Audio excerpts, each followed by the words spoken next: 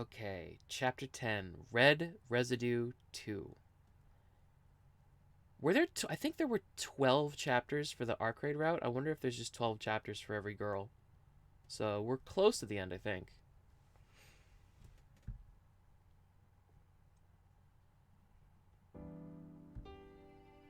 I wake up with a start and kick off my sheets, sitting up in bed. Ugh! I wipe the sweat rolling down my face. Maybe I saw a bad dream. I'm drenched in sweat. I don't remember seeing a nightmare. Was it because of that book I read? I think I saw something a little bad, but I don't remember what it was. Well, a famous doctor did say it's the nature of dreams to fade away, so I shouldn't try so hard to remember it. Knock, knock. A polite knock sounds. Good morning, Shiki-sama. Morning. I return her greeting and stand up. Hisui places the uniform in her hand onto the desk and shuffles quietly back to the door. Please head to the dining room once you're finished changing. Yeah. Thanks, as always. After giving an affirmative answer, Hisui exits the room. Huh? After seeing her face, I completely forgot what it was I was thinking about. Jeez. Was I always this forgetful? Tilting my head in curiosity over myself, I change into the uniform. The knife is on my desk. The knife from my adopted father that I have always been carrying in my pocket since these past few days. I probably won't have to use that anymore. That's right. They're gone. Arcueid.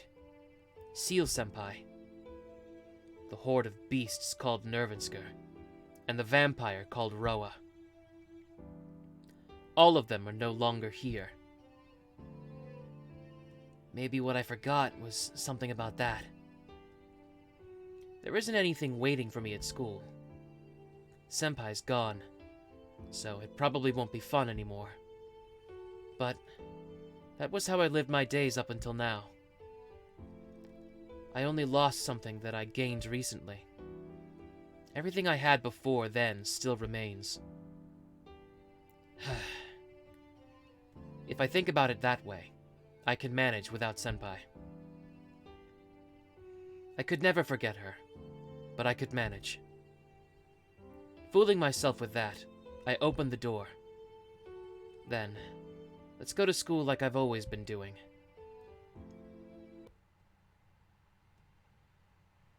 It's 7:50. The gate at the front of the school is crowded with students. Since it's Saturday, there are bright faces everywhere.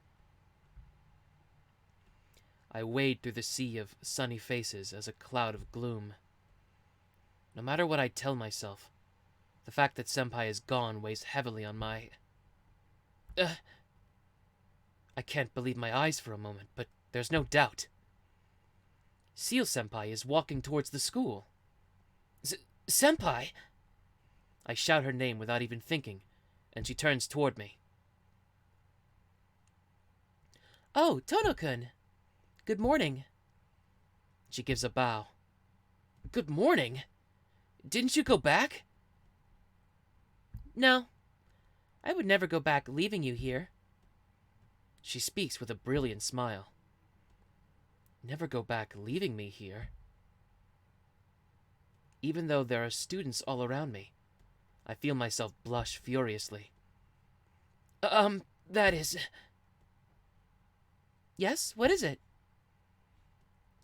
Can I take those words for what they sound like? Yes, I leave it up to your imagination, Tohno-kun. She nods and gives a radiant smile. I can't breathe. Not because of the pain tension I had felt up until now, but because of the burning happiness that now wells up inside of me.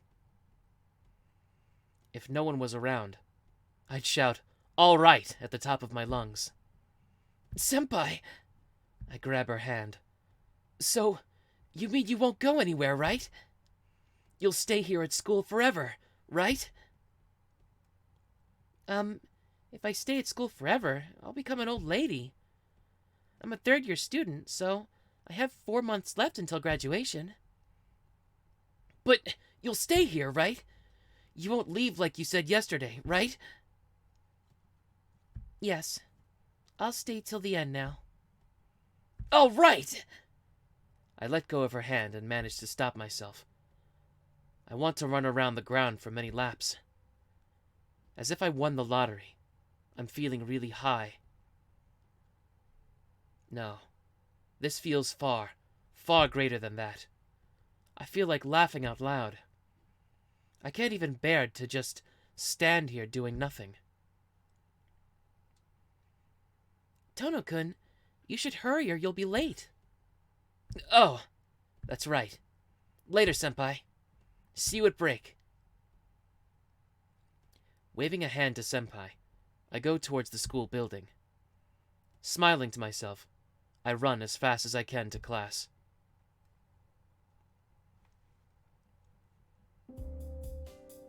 First period is over.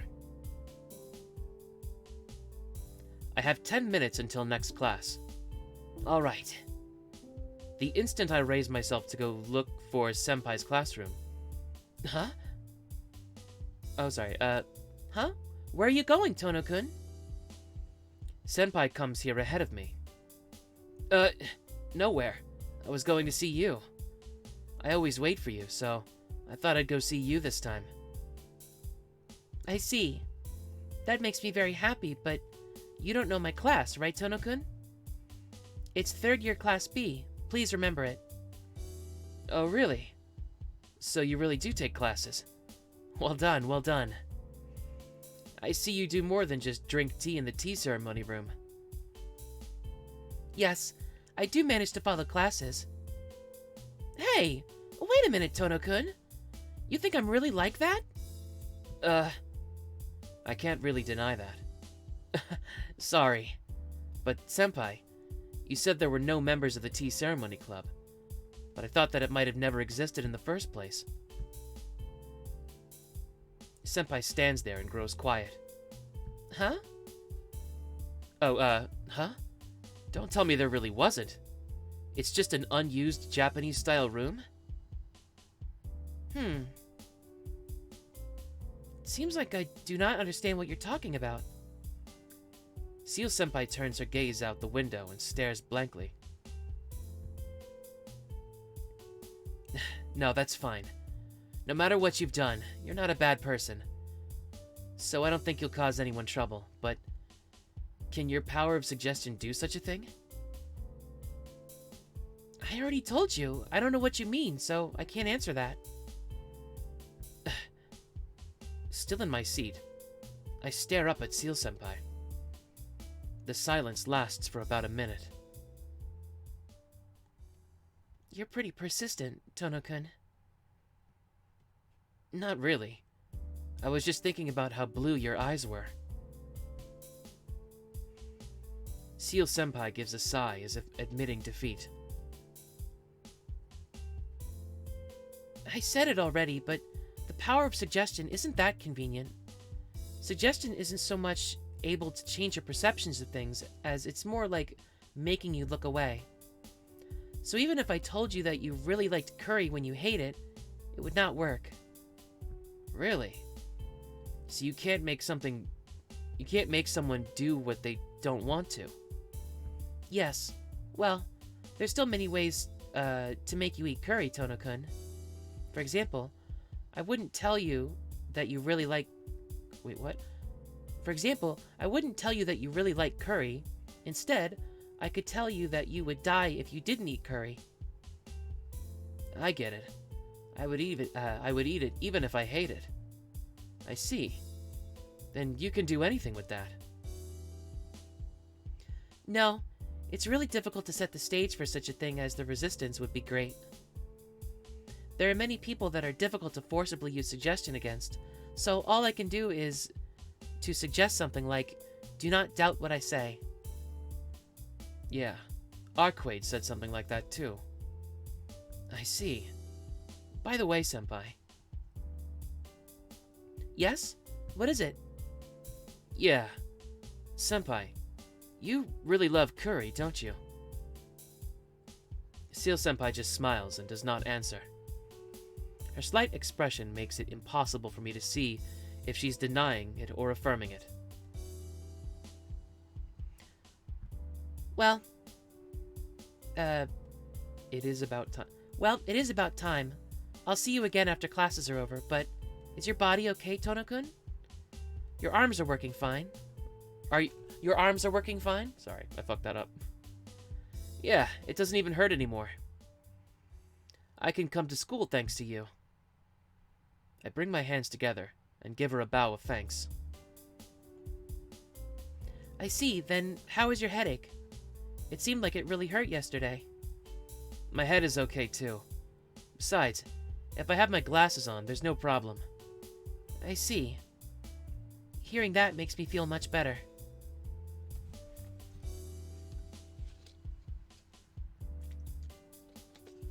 Excuse me. Seal Senpai heads toward the hallway. She suddenly stops as if she forgot something and turns around. I forgot to ask. Tohno-kun, are you feeling well? Yeah, I'm fine. Thanks to you, all my troubles have disappeared. That's good. If anything strange happens, then please do not hesitate to tell me. Here's my phone number. She hands me a slip of paper with her phone number on it and quickly leaves the classroom. Her phone number? I stare down at the paper in surprise. I'm sure she told me this because she's really worried about last night, but this is lucky, but is it good that things are going this smoothly? It's pitiful if I say so myself. Maybe it's because I'm a small person by nature, Maybe it's because I'm a small town person by nature, but I can't honestly be happy about my good fortune like this.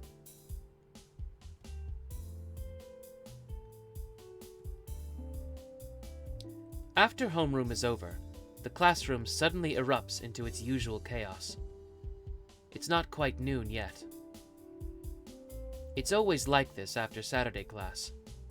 The students rushing back home or eating in the classroom before they go to their club activities mix together and create chaos. Standing up from my seat, I prepare my things while waiting for Senpai. Excuse me. And then, I'm not sure when he even came to school, but Arihiko appears with a suspicious smile on his face. Let's go play, Tohno! Without anything else, he tells me what he wants to do. You seem pretty direct today. Did something bad happen to you? Oh, nothing. I just wanted to hang out with my good friend for no reason. It's all too suspicious. No way. I bet you were laid off by someone or something like that. I'm going home with Senpai today, so I don't have time to spare for you. Senpai? You mean Seal Senpai? His eyebrows lift in surprise. Yes, but Arihiko, you remember Senpai? What do you mean? She's who I'm after. How could I forget her? Arihiko makes his proclamation as if it was the most natural thing in the world. I see. Since Seal Senpai came back to school, everything is back the way it was. Oh, it's Senpai! Arihiko points happily to the door. Thanks for waiting. Good afternoon, Inui-kun. Seal gives a succinct bow. Shall we go back now? Or maybe to the tea ceremony room? Let's do that. If we leave now, we have to part at the gate. I want to talk to you some more. So, while we have tea, we can... Ugh. Someone punches me unexpectedly from behind. Hey! It's you, Arihiko. Yeah, it's me. I'm not one to open my mouth about these things very often, but since that was too much back then, I'll tell you. Arihiko looks at... excuse me. Arihiko looks at me and Senpai with sad eyes. Seal Senpai and I look at each other. You two. It is a Saturday, so why do you use it like that? There are far more fun places to go than the tea ceremony room. With a greatly exaggerated movement, he points out the window. Where? Outside the window. Oh, that's Shiki. Outside the window. Well, I think he's talking about outside. I answer Seal Senpai's question. And then, Arihiko whacks me again. Tohno, are you really trying to make a fool of Senpai? Look, it's Saturday. It's still before noon, and we're students. So why can't you come up with an idea such as going into town with all these conditions? Ugh. Idiot. I've thought about that already. I did, but...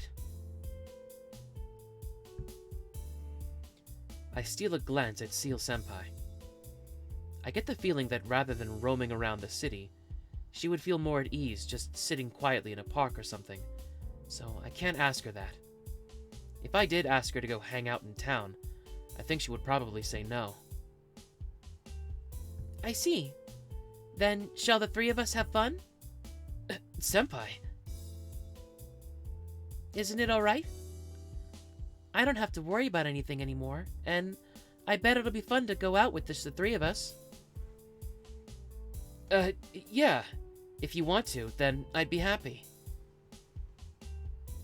Yes. Inui-kun, you're okay with this too, right? He simply nods up and down. I bet he didn't expect things to turn out this way.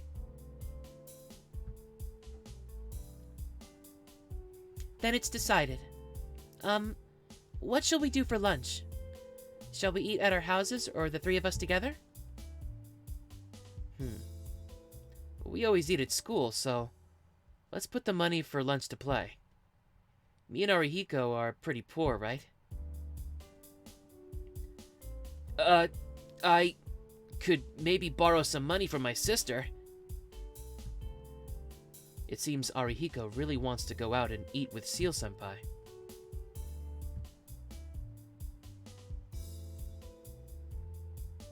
I don't know who's talking. How about Senpai? Is there some place you want to eat? No, I don't usually eat in front of others. I see. You eat more than normal, so I bet it'll be expensive. That's not it! What are you saying, Tohno-kun? I just recalled the data I collected during our lunches in the tea ceremony room until now, and just gave a personal opinion.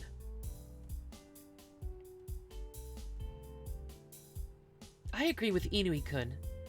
Let us all go out to eat. There's a place by the movie theater called Enerb? What the fuck kind of... What? Enerb? Hold on.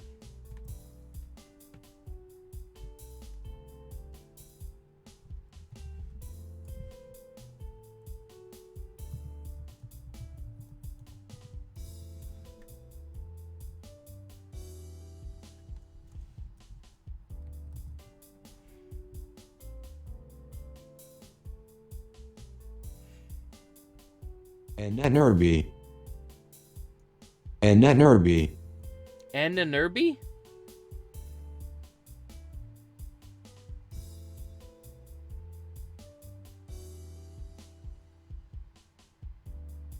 The Ahnenerbe operated as a think tank in Nazi Germany between 1935 and 1945.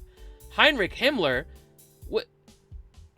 established it as an SS appendage devoted to the task of promoting the racial doctrines?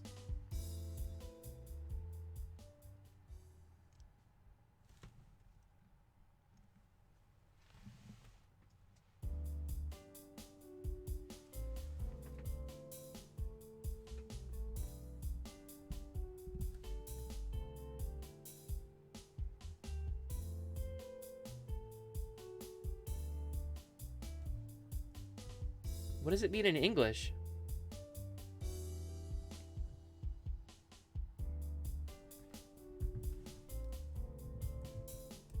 Hold on.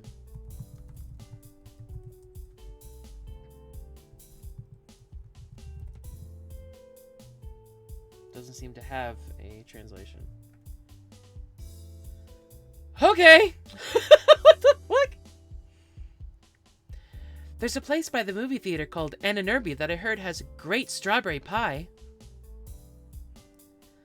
Oh, you know your places, senpai. The owner of the cafe is a master of Italian cooking. Why does Arihiko know so many rumors and useless information? Then, let's meet in front of the movie theater in half an hour. Is that alright, Tohno-kun? You know it takes a half an hour to get to my house, senpai. Senpai already starts to disappear down the hallway. Yeah, don't be late, Tohno. If you want to, I wouldn't care if you didn't come till tomorrow. Arihiko stands up and dashes out of the classroom. This all worked out rather strangely. Oh well. I still get to hang out with Seal Senpai. Bag in hand, I also rush back to my place. Oh? Shiki-san, you're back early today, aren't you? Yeah, I'm back, Kohaku-san. I'm in a hurry, so see you later. Shiki-sama, you have returned? I'll be leaving right away, so don't worry about lunch. Alright, 15 minutes. I set a new record from my school to back here. Throwing my bag on my desk, I change out of my uniform.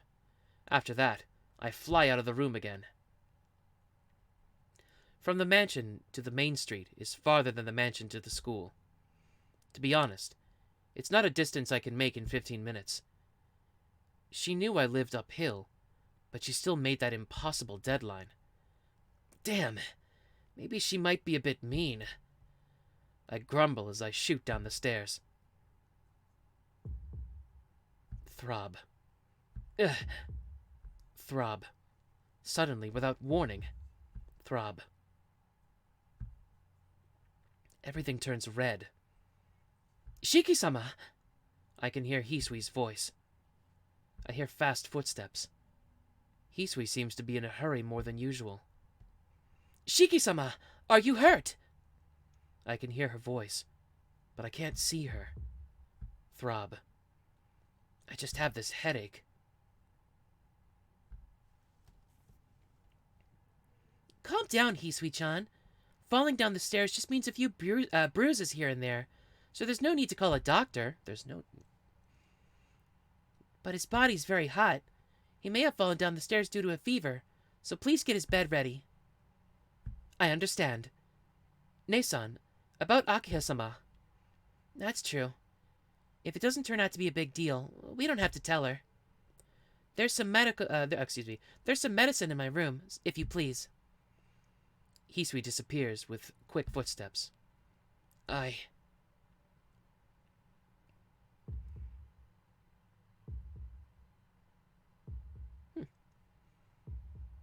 Shiki-san, are you conscious? Kohaku-san. Yes. Shiki-san, you took quite a tumble down the stairs. Fortunately, you do not have any serious bruises, but you seem to have a fever. You seem like you were going somewhere, but please just rest for today. Kohaku-san puts her hand on my shoulder and manages to make me stand up. Nah, I'm fine. I don't need to rest. I ran all the way here, so I was just out of breath. That won't do. How can you say that with such a pale face, looking like you'll throw up? I was told by your physician to monitor your health closely. I can't let you take such risks. But I made a promise. If you want to tell them you can't make it, I can go tell them. If you keep pushing yourself, I'll have to take out my syringes and give you shots. As if she wants to keep me here, she stands in front of me. Throb. I have a headache. Kohaku-san is in the way. Oh, shit! Jesus. I'm actually not going to use the guy. I mean, I'm actually not going to think really, really hard anymore. I'm going to do as Kohaku-san says, because I feel like this is just bad end bait right here. Plus, we have Seal's phone number, so we can just call her and let her know, like, hey, I'm not going to make it. I don't feel good.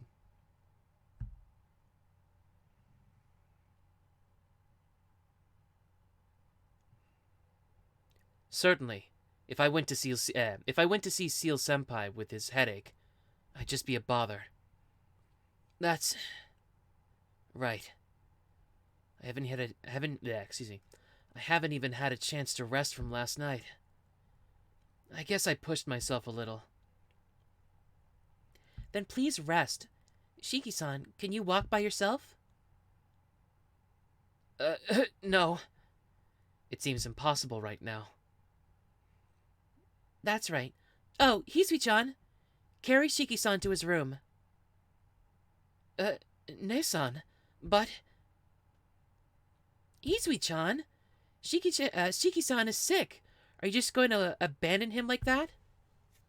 I will allow it for today, so take him to his room. Yes. Sorry for saying such selfish words. As long as you understand, it's fine. Did you find the medicine? You had too many medicines. Is this the fever medicine? That's used for something else. Shiki-san is still conscious, so we don't need to use medicine that would stabilize him.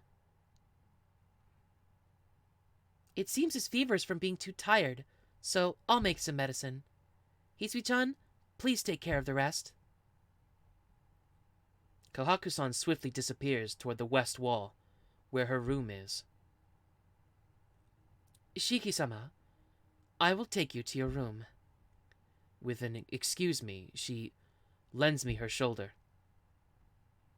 Thanks to Hisui's help, I managed to get up the stairs.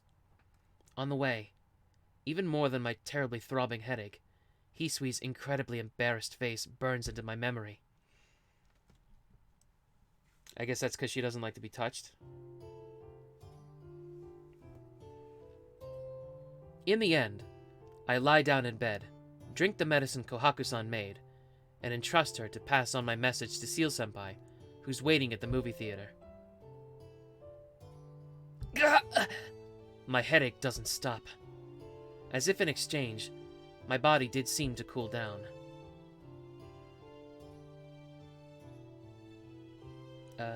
Thanks to the goodwill of Makihisa-sama, Ne-san received training in the pharmacy.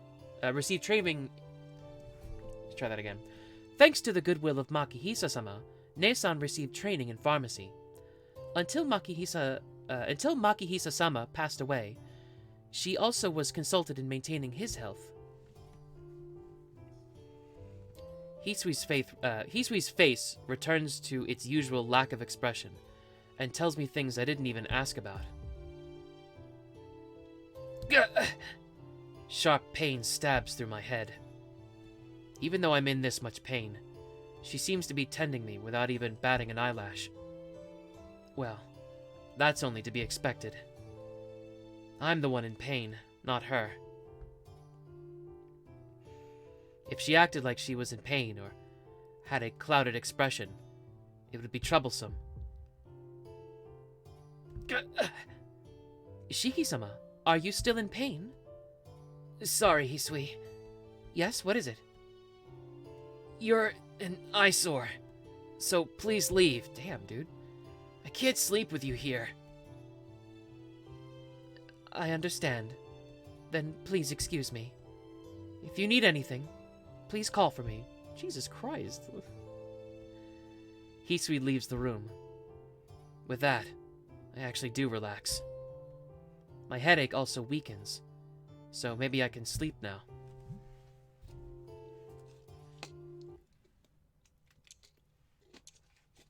course not.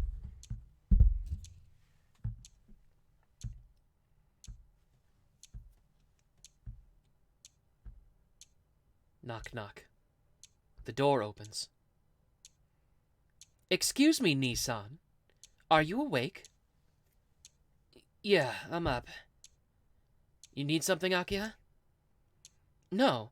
I heard you were resting because of your anemia, so I just came to see how you were doing. She looks over at me as I lie in bed. A soft gaze that tells me she's worried. To be honest, it's annoying as hell. I'm fine. It's not that bad. That's why I'm resting here by myself. Go back to your room, Akiha. Nissan, what are you saying? It's already dinner time, you know. I came here to tell you that. Dinner? Oh. Is it that time already? But I'm not very hungry, and I don't feel like eating anything. I don't have an appetite, so I'll skip dinner. I'm fine, so go away for today. I don't feel good. I understand. Please get your rest. But Nissan, if you are awake, please turn the lights on in your room. Your eyes will go bad in the dark. I'm fine.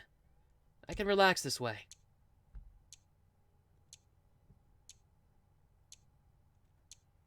Even though her eyes tell me she wants to say more, she leaves the room.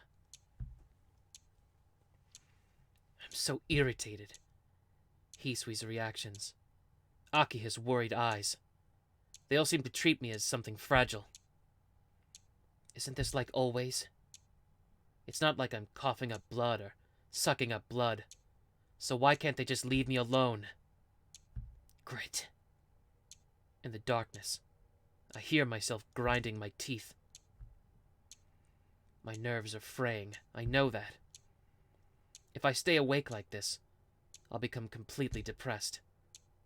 I'm not tired, but I have to sleep.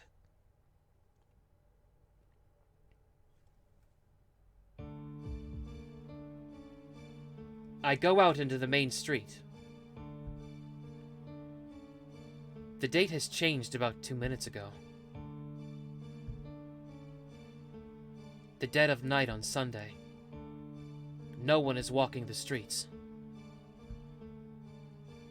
Did I mistake the time?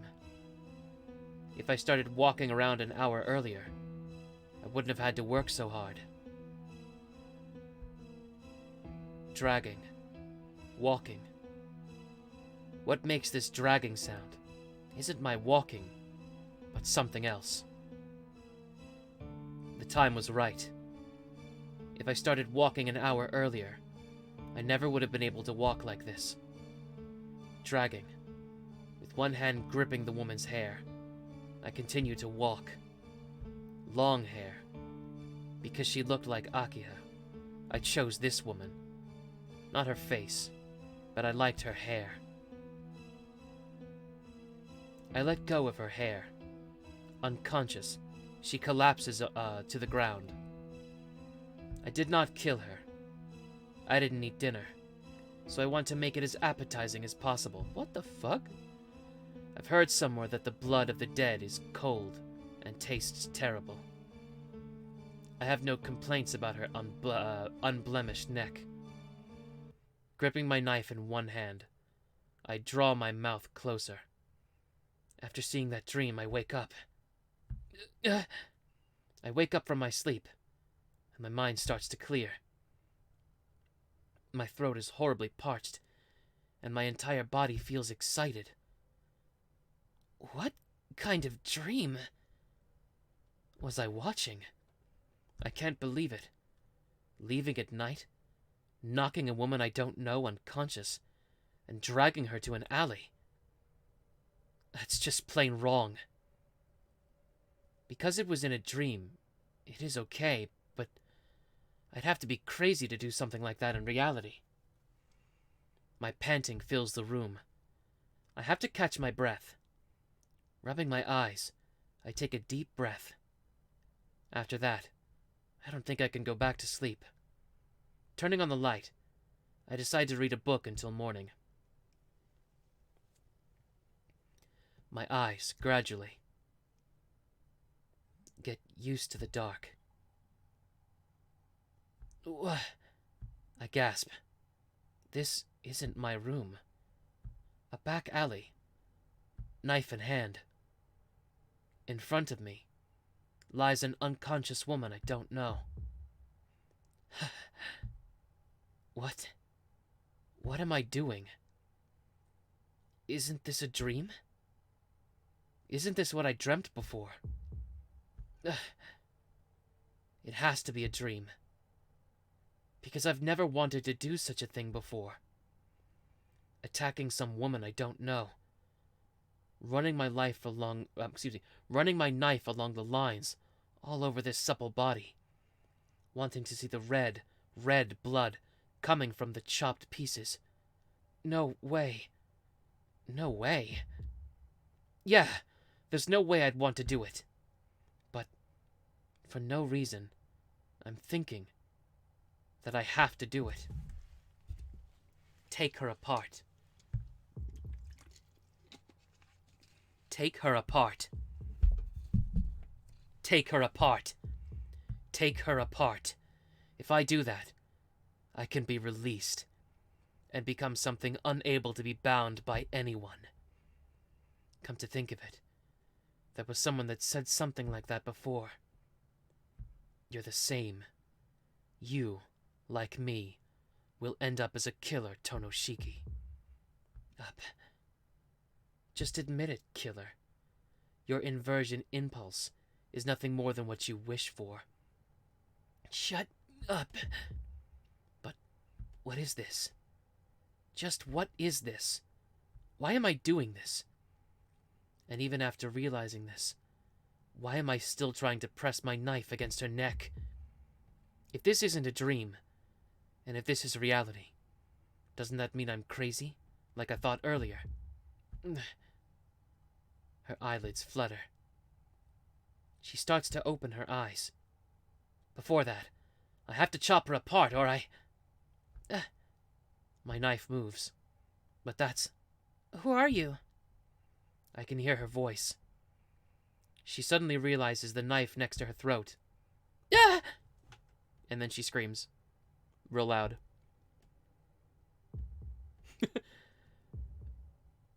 Her scream vanishes into my yelling. Yelling. Like a broken siren. I keep yelling as I run. I breathe rapidly. My fingers shake. My mind has gone blank. But I manage to pull my knife back and run before I slice her. But if she had screamed before me, I would have...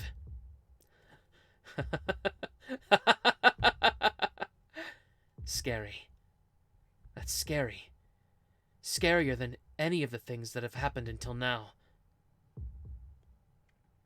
Half laughing, half panting, I run.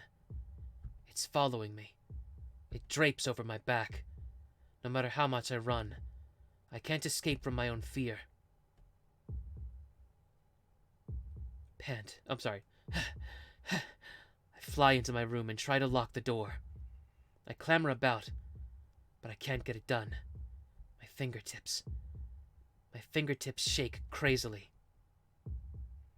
It's just sliding a simple metal piece, but I can't do it. I'm scared. If I don't lock the door quickly, it will come in. Some unknown thing will come in. I have to lock the door. I can't let it come in this room. I can't let it leave this room. But why? I don't know. I don't know, but I continue to try and I continue and try to lock the door wildly. I try all night to lock the door. But no matter how long I try, I can't even lock the door. That's when it hits me. I've been crazy all along.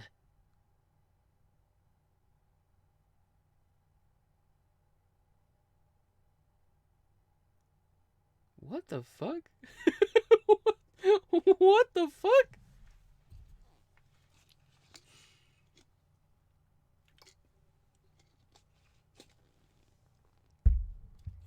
What the fuck? Like, what? Jesus Christ.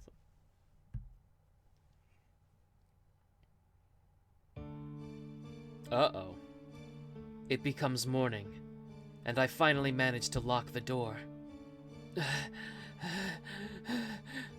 My beast-like panting fills the room. My head hurts. It seems like I dropped my glasses somewhere. Seeing the lines all over my room, I feel nauseous. I feel so sick. I cut all of them I see. I feel just a little better. Excuse me. Only during the instant I cut things apart does my heart feel at ease. But the more I cut, the thirstier I get. I know what I'm thirsty for. I'm thirsty for everything. Everything I see is pissing me off. They look miserable. I can't forgive that they are living meaninglessly, even though they have death built into them. Why don't they die? They all have an end they can't escape, so why do they still exist like that? If it will end anyway, where is the meaning in existence? Everything I see is ghastly. But if I close my eyes, all I can remember is the sensation of killing. The sensation of a hard, unbloodied blade, softly uniting with pulsing flesh. There can't be a greater simulation for a human than that. A terrible sensation that almost makes me want to bite my tongue off. It doesn't matter if it's a positive or negative feeling, especially in my case, because my first was the best beyond all belief. It's hopeless. Arcueid. The pleasure I got from severing her body into 17 pieces still burns in my brain and won't go away. Those beautiful body parts, the appearance of a human, but with the tenacious life that surpasses far beyond that of people. The enjoyment I had from the killings has faded. Or killing. That time, I didn't kill Arcueid, but I must have killed my brain instead. I want to destroy everything. Kill everything. I know what's wrong, but I don't think I can hold it in. My body is filled with excitement. I'm about to go insane. Shiki-sama, are you awake? I can hear Hisui's voice from the other side of the door. Shiki-sama, it is not good if you keep the door locked. If you are awake, please open the door. Open? Open the door. Open the door and let Hisui inside. You must be kidding me. If that happened, I don't know what I would do. Like this. If I stay alone like this, lying in bed with the curtains shut, I can stave off the desires that threaten to overtake my mind. That's why, if Hisui comes in here, I'll... Shut up! Leave me alone! I scream at the door. Shiki-sama, are you not feeling well? I said leave me alone. I'm fine. So just leave me alone. If she came in this room, something I couldn't take back would happen. After a deep silence, I hear her footsteps. Quietly, she walks away from the door. Now it's safe. Thinking that, I calm down just a little. I should just read a book to unwind. The book that was always beside my pillow isn't there.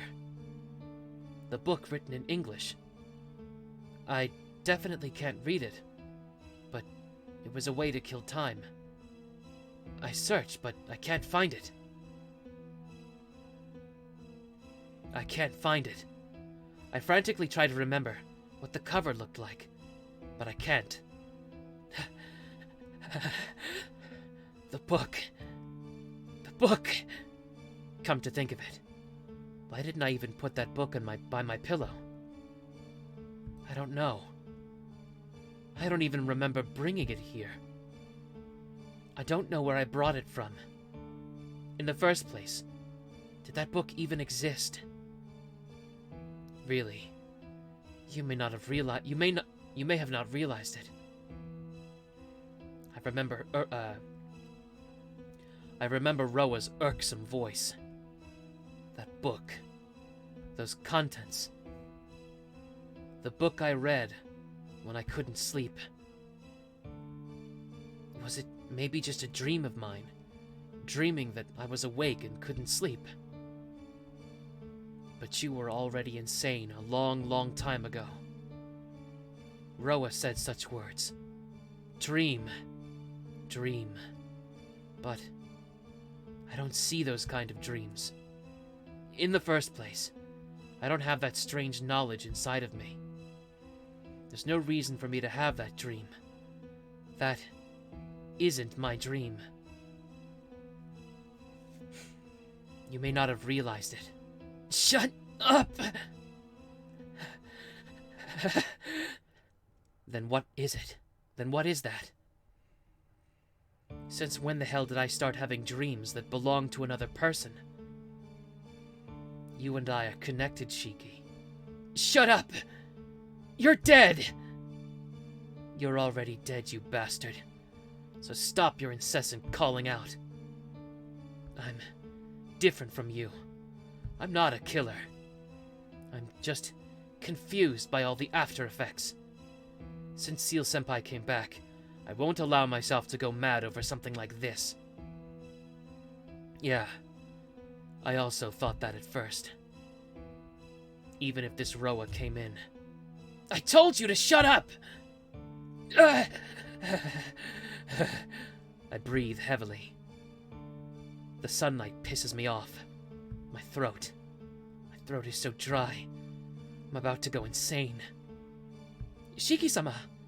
What are you doing, Shiki-sama? I hear Hisui's voice across the door. I can't even answer.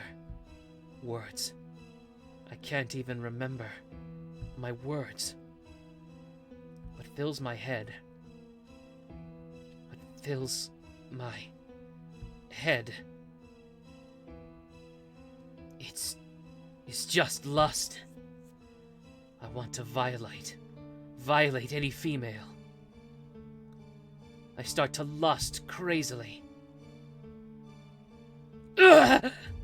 My head. I bang my head against the wall, over and over, as if I was trying to split it.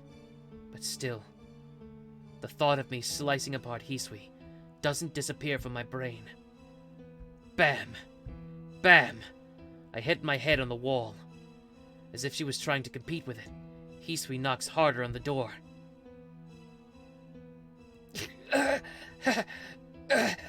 I see this impulse that tries to drive me insane while leaving me conscious. This is Roa. But why? I was always sane. Until I came back to this mansion, I really was normal. I hear heavy knocking on the door, but I can't open it. If I open it, it will be completely over. I finally understand. That dream was the memory of Roa, one generation before mine. Locked up in her room, killing both her parents, ruling over her town as a vampire. The final memories of someone I don't know. There's no way out. This is not a problem that can be solved by killing myself. This is not something that can be helped. I understand the previous person's feelings, Even if I die, the only thing to die would be my will. Then the will of Roa would take over my body completely. If that happened, things would get much worse. In the first place, I don't have the slightest intention of killing myself. Shiki-sama! Please open up, Shiki-sama! I hear her voice from behind the door. It almost sounds like it was in another language. So far away. Just one. It's just one sheet of wood between us. But it seems as far away as the moon and the stars. It's now 10 in the morning. Hisui gave up and went back. Akika and Kohaku-san came and took turns knocking, but I ignored them. 12 o'clock. I'm hungry, but I'm still fine. I pull the sheets over me and hug my shaking body. 2 o'clock. I'm dying of thirst. I've lost all sense of time. It feels very calm. But as if I was taking stimulants, my body wants to rage around. 4 o'clock. More knocking. A name being called out. Whose voice is that? Whose name are they calling? I can't tell. 5 o'clock. It slowly starts to get dark. 6 o'clock. 7 o'clock. 8 o'clock. Oh, excuse me. Someone comes by. Shiki-san, I brought you dinner. You haven't had anything since this morning, so you'll collapse, you know. Kohaku's voice. She knocks on the door. Jeez, if that's how it is, I'll get you to at least eat. A rattling sound. Not knocking, but the sound of a lock opening. Time to use my secret weapon, the master key. The lock unlocks. I have to turn Kohaku-san away, or I'll just have her leave the food in here.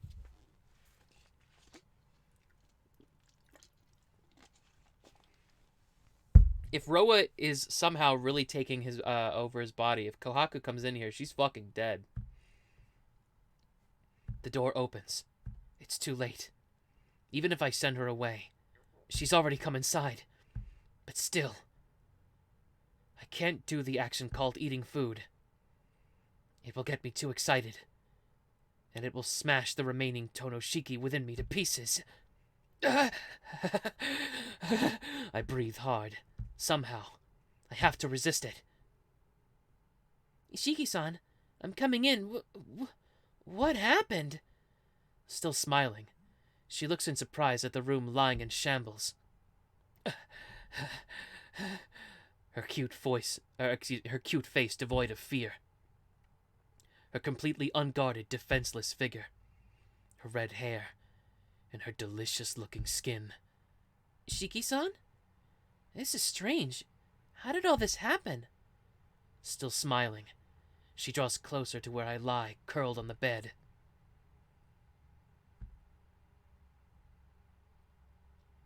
Hurry. No. Hurry. No. Hurry. Stop it. Hurry. Shut up. Hurry. I don't want to. Hurry.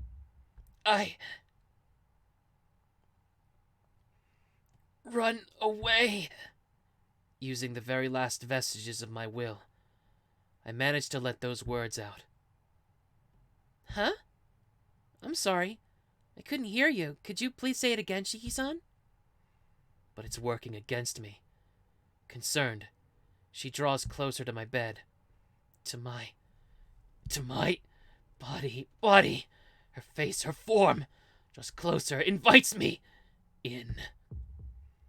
Her white fingers touch my shoulder lightly, her fingers pulsing with blood, her light body warmth. Small fireworks explode in the back of my head. Yeah. I hear a scream. My hand wraps around her throat. My breathing is out of control. What am I trying to do? Shiki-san. Her voice cuts off. Not caring. I grip harder. Grip. The bones in her neck creak. Stop. A small tearing sound. Her fingers dig into my arm. She must be getting frantic, being on the verge of death like that. Her nails push through my clothes and into the meat of my arm. Pain. Well, not as much pain as Kohaku must be feeling, but blood flows. It runs down from my arm and onto my hand, grasping Kohaku's neck. Painted deep red. Her unresisting neck is now running with blood. I can't really feel her anymore. Just the fact that she'll die in a few seconds. It seems so funny to me, I start to laugh. It hasn't even been a minute since I grabbed her neck. She won't die of suffocation. But here, by my hand. For no reason. Suddenly. Like a simple appliance. She'll die by having the bones in her neck break. In an instant, like being freed from demonic possession, the heat disappears. Before my eyes is the bloodied body of Kohaku-san. My hand is grasping her neck, and any second now. I quickly let go. Without a sound, Kohaku-san falls to the floor. Kohaku-san breathes painfully, with her eyes closed. Kohaku-san! She's alive. Just a little longer. If I kept going just a little longer, I would have...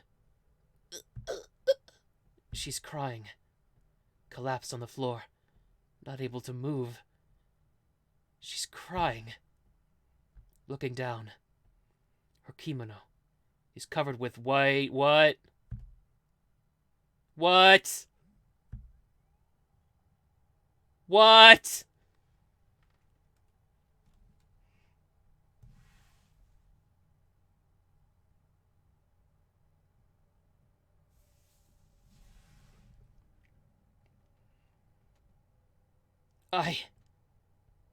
By doing that, was released from whatever it was inside me.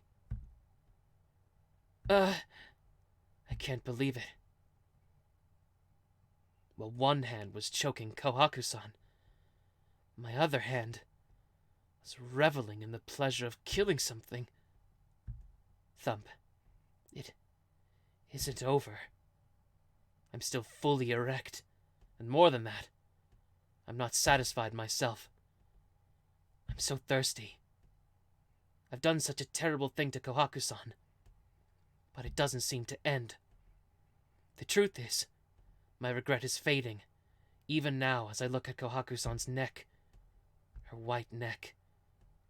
Put my teeth at her throat and I want to suck her blood.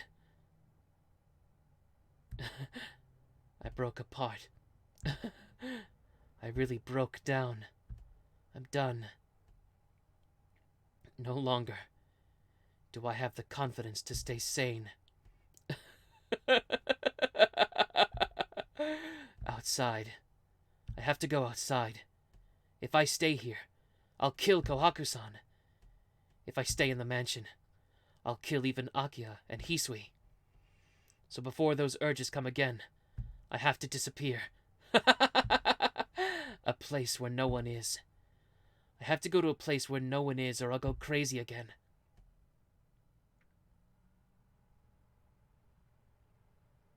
I leave the mansion. What the hell is going on? Even though there's no one around, I can feel the presence of people. Buildings. From the houses around me, I sense people. With all these people here, I won't be able to hold back again. Somewhere. I have to go somewhere without any people around, or I'll never be able to calm down. Where no one is. Where there's no residencies nearby. Somewhere where even if I go crazy again, I won't cause anyone any trouble.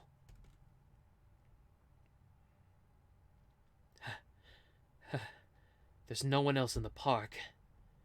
There's no houses nearby. No one's supposed to be here, but I still can't calm down. No matter how far away they are, there are houses all around here. I can see the lights of town in the distance, too. It doesn't exist. Yeah, it doesn't exist. There's no place in the city where you can't sense any presence of humans. There's really no place where I can truly be alone in this civilized city. Damn it! All around me. So many people all around me. If I just walk a little, I can catch all the prey I want. Shut up! My head hurts.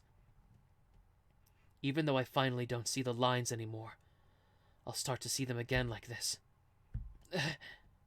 Wait, Shiki. Isn't this strange? Because it's not like I was seeing the lines because I was excited. Those lines are things I can't help but see when I don't have my glasses on. So even if I'm calmed down, I would still see them if I don't have my glasses on. But I've dropped my glasses. There. Here. I bring my fingers to my face and find out my glasses were there all along. In other words, even if I wear the glasses Sensei gave me, I cannot control my eyes anymore. I'm hit with the truth, just like Roa said. I didn't realize that I was already insane that night. Ever since that time, when I wanted from the bottom of my heart to kill that bastard who was disgracing Seal. Oh, then the headache from that time was the headache from when I was fighting Roa. When I saw those lines of death, even when I don't remember taking off my glasses, and when I got Seal-senpai to go find them for me. Since that time, even when I wore my glasses, regardless of what my intentions were, I've been able to see those lines. Senpai knew. No, she probably just didn't tell me. So as not to worry me, she lied to protect my mistaken perceptions. I see. Senpai. She told me to talk to her if anything happened. I've already memorized her phone number. Phone. There's a payphone nearby. But what am I going to do by calling her? No one can heal my body. Even Seal-senpai can't heal what's inside me.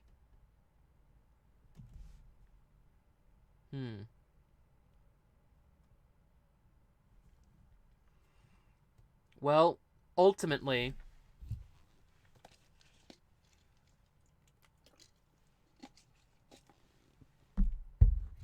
if Shiki has truly become Roa, or if he's in the process of it and no one can save him, the only ones who can kill him are Seal and Arcueid. So she's got to show up at some point. But I want to see her. I want to hear Seal-senpai's voice. The only one I can talk to The only one who will listen to me. If she's there, then I can remain as Tohno Shiki. I turned the dial. After 3 rings, I hear the receiver pick up and Seal Senpai's voice. Hello? Who is it? It's strange. Her voice seems so warm. Hello? Excuse me.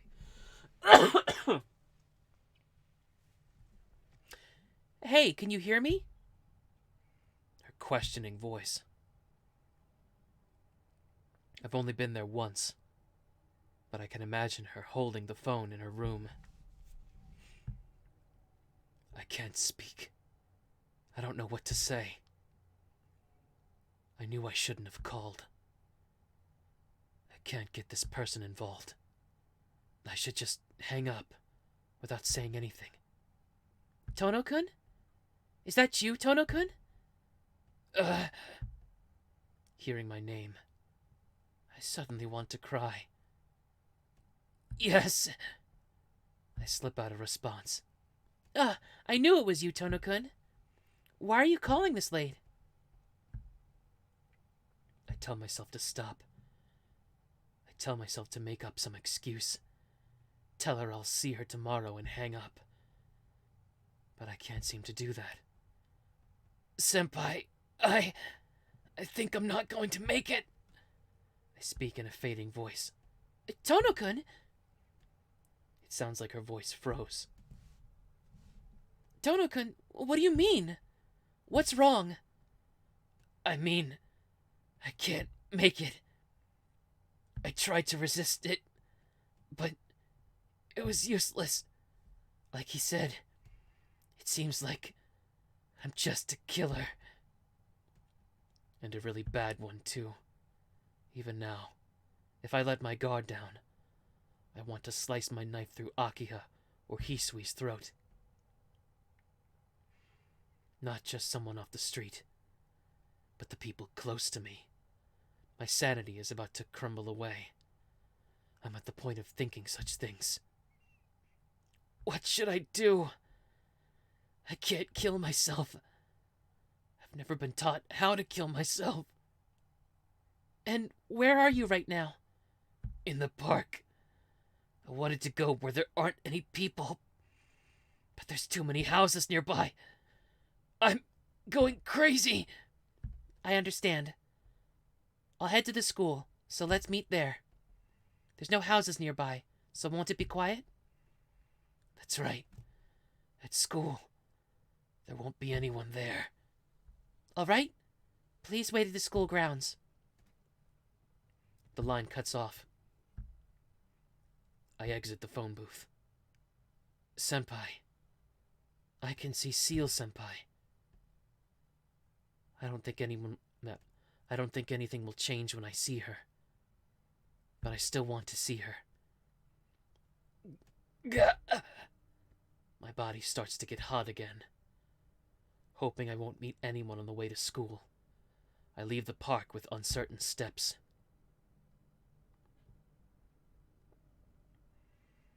The school is dead quiet. There's no houses nearby, so it's very quiet around here. I take off my glasses and cut the lock on the school gate with my knife.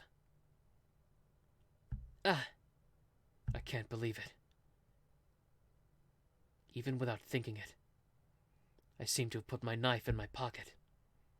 Probably so that at any time I can kill someone. I fall to my knees as soon as I get to the school grounds. I brace myself off the ground using both my hands. My whole body is hot, but I don't feel like I'm not me anymore. Probably by violating Kohaku-san, the impulse momentarily subsided. Gorge rises in my throat. My mouth tastes bitter. I haven't eaten anything today, so all I can vomit is stomach acid. Kohaku-san. It isn't something forgiven with a mere apology, so I can't apologize. How can I offer my atonement to her from now on? That conversation so many days ago, when Seal-senpai helped me while I was in the depths of despair after I killed Arcueid. That person, she told me there weren't people who sinned and people who did not sin, but there are only people who can and cannot atone for their sins. But what should I do? My committed sin, the wounded mind, can it be atoned for? It suddenly gets darker. The sound of footsteps.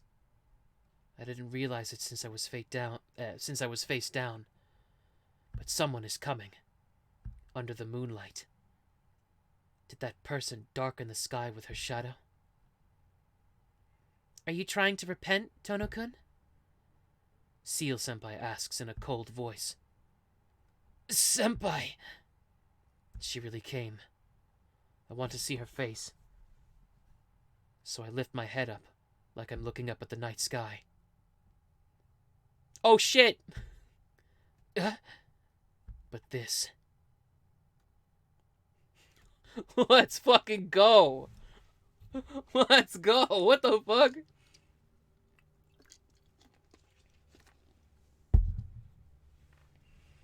This isn't the Seal that I know. Her bare arms have the tattoo of a cross on them. Her cold eyes, as if watching someone she doesn't even know. Senpai bears an uncouth weapon with an aura of coldness that doesn't suit her. I know this. Inside my brain, I know what that weapon is. That has to be what's called the Seventh Holy Scripture, one of the Apocrypha that must never be removed from its resting place. Senpai! As I expected, you were Roa after all, Tohno-kun. With her frigid eyes, Senpai speaks with a voice that is equally cold. I start to feel a shiver up my spine. For no reason. No. My instincts and my brain work full force to tell me the danger, and I jump back. Still, with her mouth shut, she takes a step towards me with that ominous weapon. She has no openings whatsoever. If I run away hastily, if I show my back to her, I know that thing will pierce my heart, and I will disappear without the opportunity for reincarnation ever again, even though I don't even have the knowledge in my memories. Why? I just wanted to see Senpai again. I understand. Roa's already surfacing, right? Then it's too late already. Lightly, she takes another effortless step forward. That figure looks like... What are you doing, Senpai? You look like you're trying to kill me. She doesn't answer. She just stares at me like she's trying to find out where she can aim to kill me quickly. Senpai! She's serious. She seriously plans to kill me. Creak. My nerves feel the imminent death before me. My spine is screaming, and the back of my neck is numbing. But, more than this fear of death,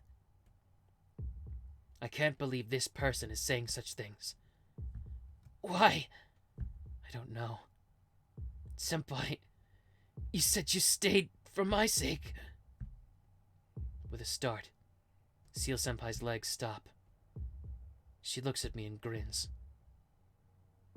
Your goodness really is a rare treasure. It's a good thing to trust in people. But if you were a little more composed and thought about it clearly, you could have maybe got away. First of all, didn't you ever think about why I came to this school in the first place? I didn't do it just because I wanted to, you know. Senpai. You knew my goal was to destroy the serpent, Roa. Coming here to this school was because I knew Roa's reincarnated host was here. But since I didn't know for sure, I needed to check things out for a while. Wait a minute. What in the world are you? What is she babbling about? I don't know. I really can't understand what she's talking about. She ignores my bewilderment and keeps talking. I told you before, Tohno-kun. Roa has requirements for the family he decides to reincarnate into. If you think the other way around, you just have to look for families with those traits. When you know that, finding him is very simple. It's easy to find families that have special abilities passed down through their blood once you do a bit of research. In this city, there's only one family that fits Roa's requirements. So, I knew from the beginning who Roa was. What? That's strange. If she knew from the beginning, she could have killed him or caught him right then. From the beginning, she knew who it was? Yes. Look, don't you realize it by now? You know, Tohno-kun. I came to this school to catch you from the beginning. Wait. I just want her to wait. But a little mistake happened. I was watching you from afar so as not to stimulate Roa inside you, but I concluded that you might not be Roa's new incarnated host. But the eldest son of the Tohno family had to be what Roa reincarnates into. There's no mistake in that. So what had to be a mistake was you, Tohno-kun. Seal-senpai speaks matter-of-factly. I can't say anything. Looking into it, you were fatally wounded 8 years ago and adopted by your relatives. What happened afterwards was exactly as Tohno Shiki said 2 nights ago. I don't know what happened in the Tohno family 8 years ago, but you were killed by that kid called Shiki. No, it's more like your life was stolen. As a result, you became connected to Shiki, who was Roa's host. A direct voice, without emotion. I don't know this Seal-senpai. Or is this the true Seal? And the kind person I knew up until now was all just... Up until now, there should have been times where Roa's memory would flow into you through Shiki. He's a vampire that manipulated the shapeless thing called a soul. For Roa, who you two shared one life... For Roa, you two who shared one life were a finely crafted double existence. That's why, when Shiki's body was destroyed, Roa didn't need to reincarnate. He still had a place to run to. You. Cold. As if hating her enemy. She detests me. But it's all over now. I wasn't prepared to finish it so suddenly that one night. But tonight is different. I really am fortunate, in a way. If Arcueid had destroyed Roa, he probably would have reincarnated again. I can't believe this. That's not true. Go ahead. Please keep denying it and play dumb. That makes my job easier. Still... A metallic rattle sounds from the weapon. It doesn't change the fact that I can finish you off easily, no matter what you do, Roa. Her laughing voice causes me to finally understand. She isn't lying. Her eyes aren't looking at me. Her feelings never did have anything to do with me from the beginning. What is this? Then, from the very beginning, you always thought of me as Roa. Senpai. Being friends with me was all just... I can't say it. I can't finish the sentence. If I do that, I feel like everything will turn into a lie in that instant. Of course. After Shiki was destroyed, the only reason why I stayed in school was because Roa had not disappeared. Since Roa is a student here, it's more convenient for me to stay. I would never go back while leaving you here. Oh, sorry. I would never go back while leaving you here. That's what she told me once with a smile. It wasn't for my sake. She stayed here just to search for the still living Roa. That's the only reason why she gave me her phone number.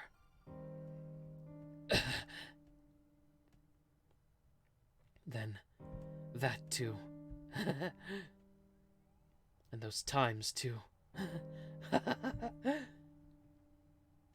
And when she saved me that one night too. And those sad eyes too.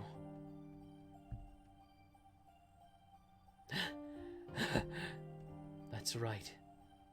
Shiki, this is nothing at all. These memories, they are nothing at all. I just thought I loved her, and that she loved me back. What a joke. They were all just an illusion made from a play. All of it. All of it was a fairy tale made up of lies.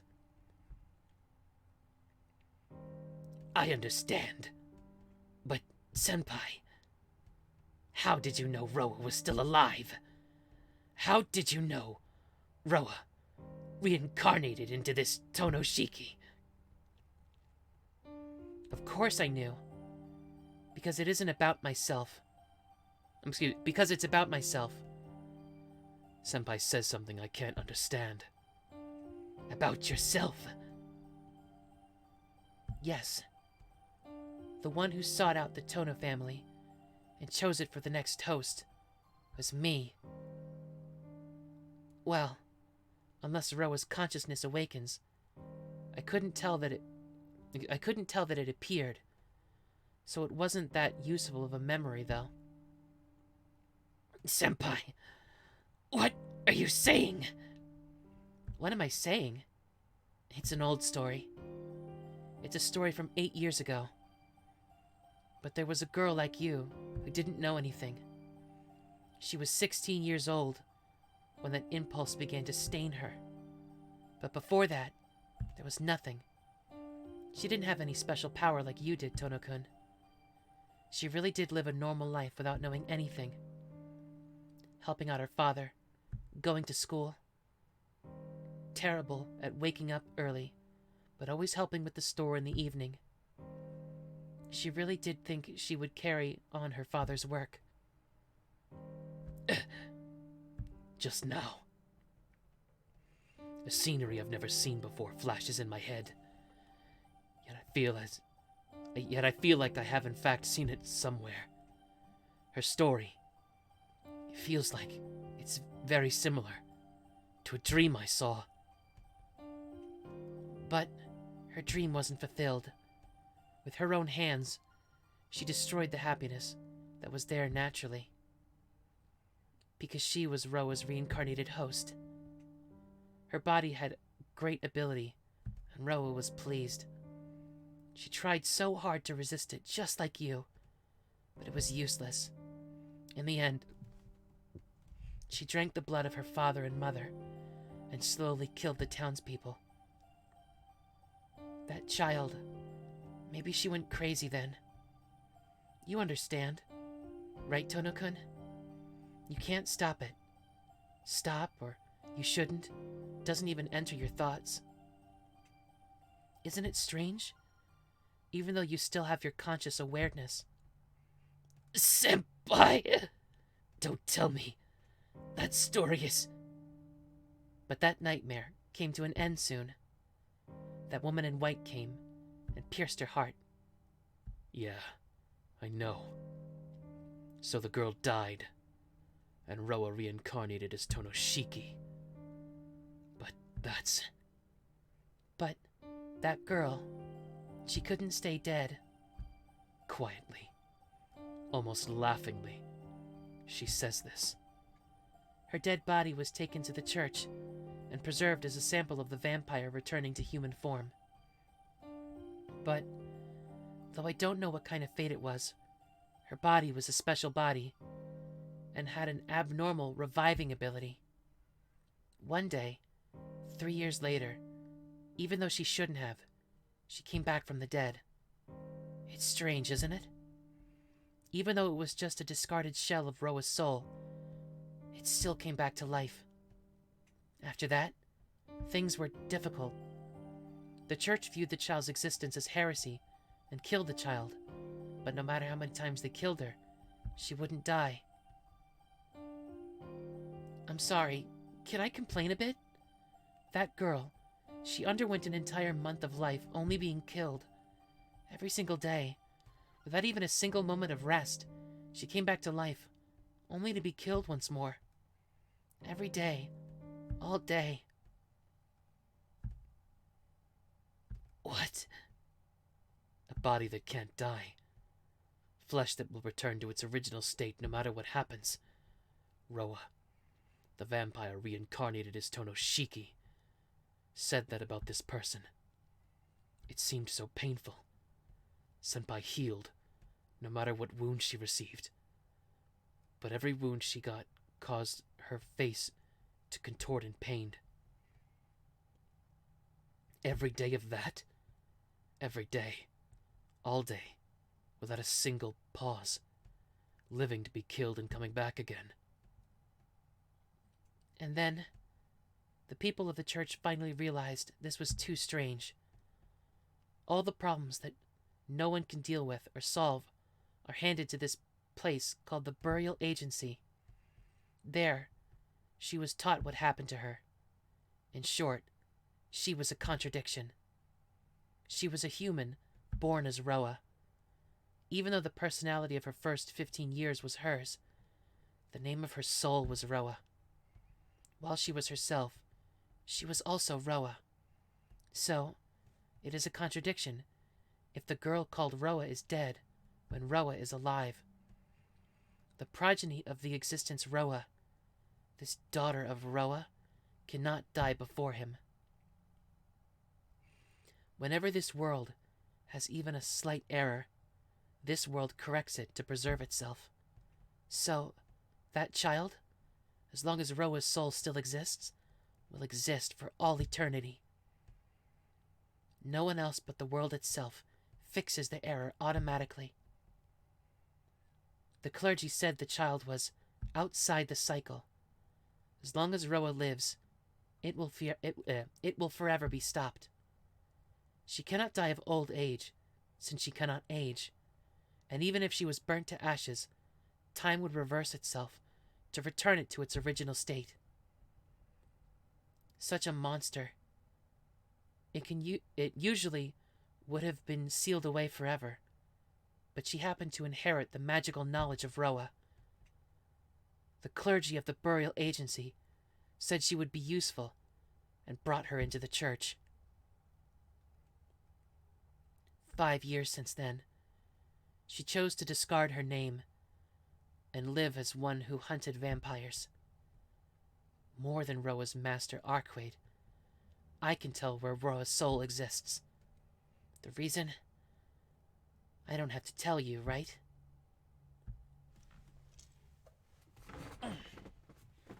Right. It doesn't need to be said.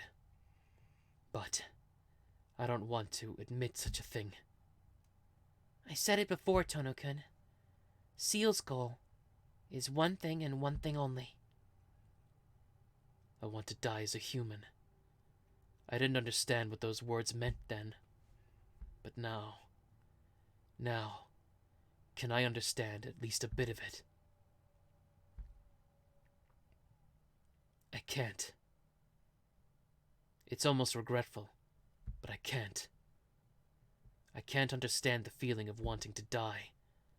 As long as I'm alive, I'll think about wanting to die, but I would never truly mean it. But that's all Senpai wishes for. A way of thinking which was transformed into that. A life that makes you wish only that. I don't know yet. With my own hands. I don't know the pain of killing the ones close to me with my own hands, even while still conscious. And I don't ever want to know it. But this person has lived through it. So, just why is it that she wants to die? That's wrong. It's not. I simply want to die as a human. Her voice sounds cold. I can only nod. Both her wish and her pain, I understand. I don't want it. I don't like my treatment or Seal's wish. I don't want to think this is reality. But time waits for no one. With a metallic rattle, the agent called Seal steps forward to kill me. As if saying there's no need to talk anymore, Seal's hands lift up the weapon. The seventh holy scripture. The weapon that the reincarnation-denying church created. A scriptural canon inscribed with every single possible impeachment of reincarnation criticism. It's an item that is scripture, yet an apocrypha. A weapon, yet a scripture at the same time. If I'm hit by that, my soul itself will disperse into nothingness. The bayonet rises up. The tip comes toward me, but slowly. If it is Seal, she should be able to pierce me without even noticing it ever happened. There's no time to think. Forward or backwards?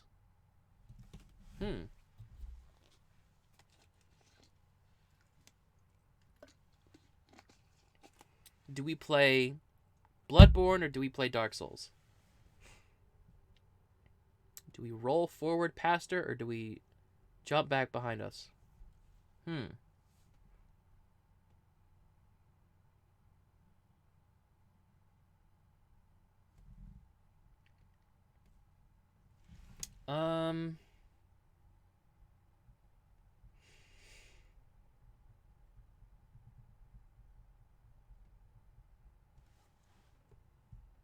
Let me think about it real hard. Hold on.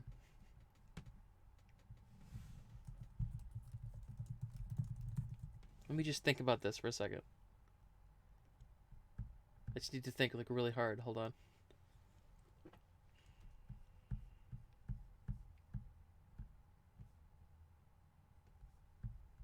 Okay.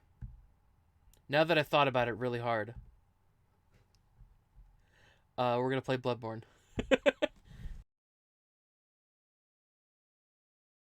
I fall forward. I felt from before that if I turned and ran, my heart would be shot from behind. Kya! Her sword flies past my head. It seems really slow. I evade her attack, move right beside her, and... The instant I tried to run forward, Senpai's movement changed drastically. In an instant, with a speed that makes her seem to have literally disappeared, she swings her weapon horizontally. The rush of the wind fills my ears, and for some reason, I'm standing many meters away from her. She clicks her tongue and glares at me. Ow! My left arm hurts. What? I'm surprised. From my elbow down, my arm is broken. Not broken normally, but my lower arm is bent in the shape of a triangle. Sacrificing your arm to save your head? If you didn't do anything, I would have ended it painlessly for you. What? Even though I didn't notice it, I must have broken my arm defending against her attack. Aren't you going to pull out your knife? She looks at me with a bored expression. She's looking down at me. She looks down at me as if saying she could kill me at any moment.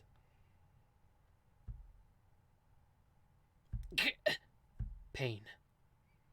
Pain shoots from my arm to my brain. The blood from my broken arm seems to flow like poison into my nerves. Sharply. Just with that, my mind fills with a white blankness. She continues to look at me with those cold eyes. You break my arm, and still you act that way. Do you know how much this hurts? Making such a fool of me. Making such a fool of me. Making such a fool of me. If that's how it's going to be, senpai. I grip the knife in my pocket. I'm not just going to stand here helplessly. The hard feeling of metal. And let you kill me.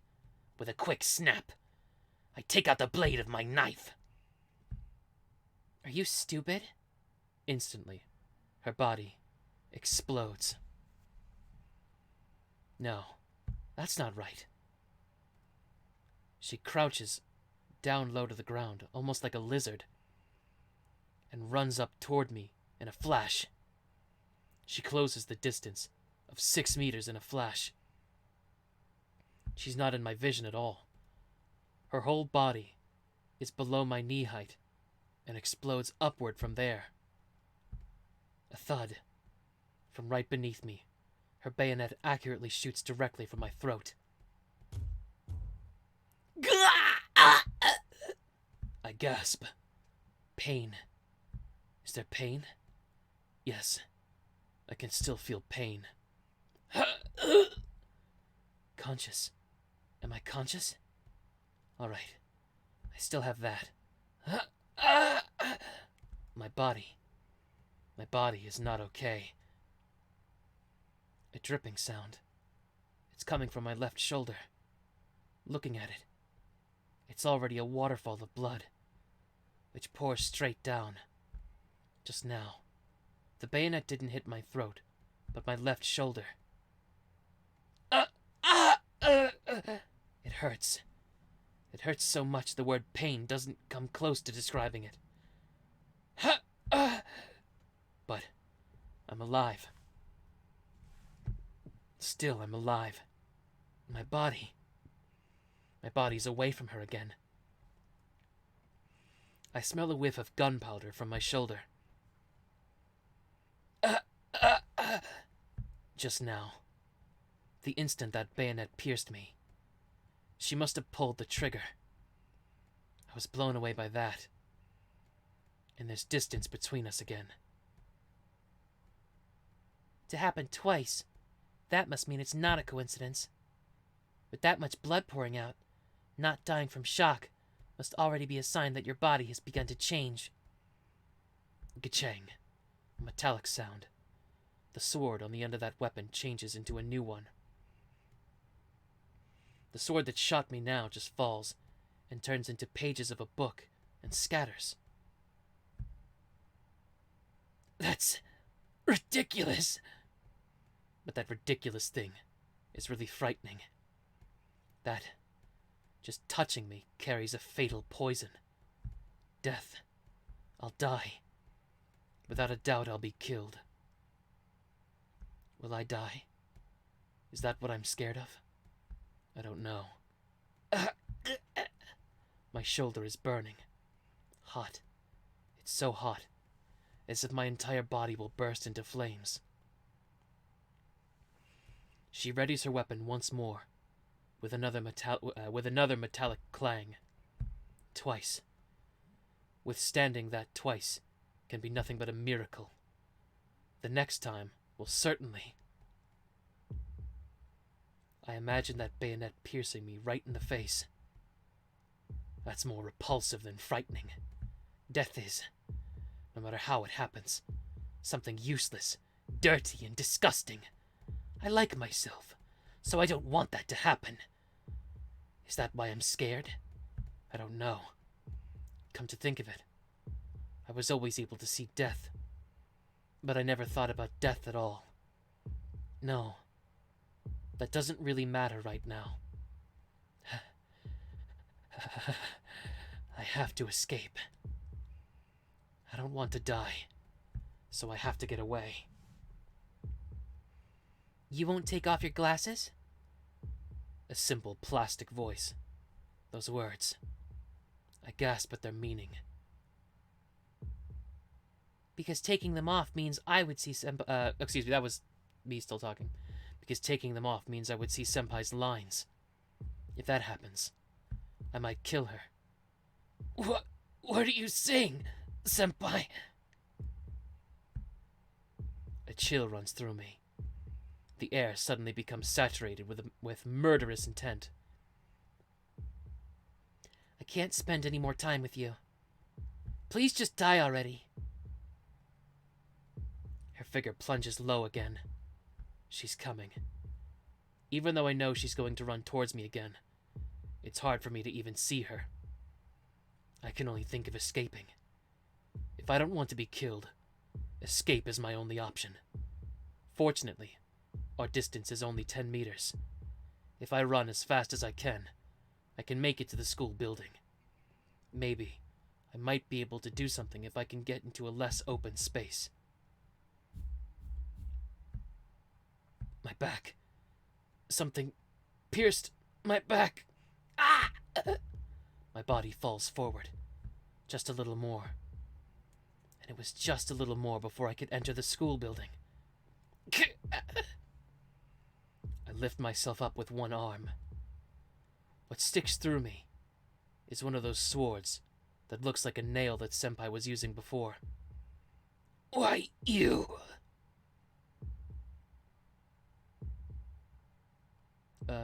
Wait. I must be numbed to pain, and I pull. That's written like narration, but it's not. There's no quotation mark there. I must be numbed to pain, and I pull out the sword, skewering my back from behind. Since it penetrated through me, I got mad and pulled it out from my chest. All right. Now I can escape inside. What do you plan on doing by escaping, Tohno-kun?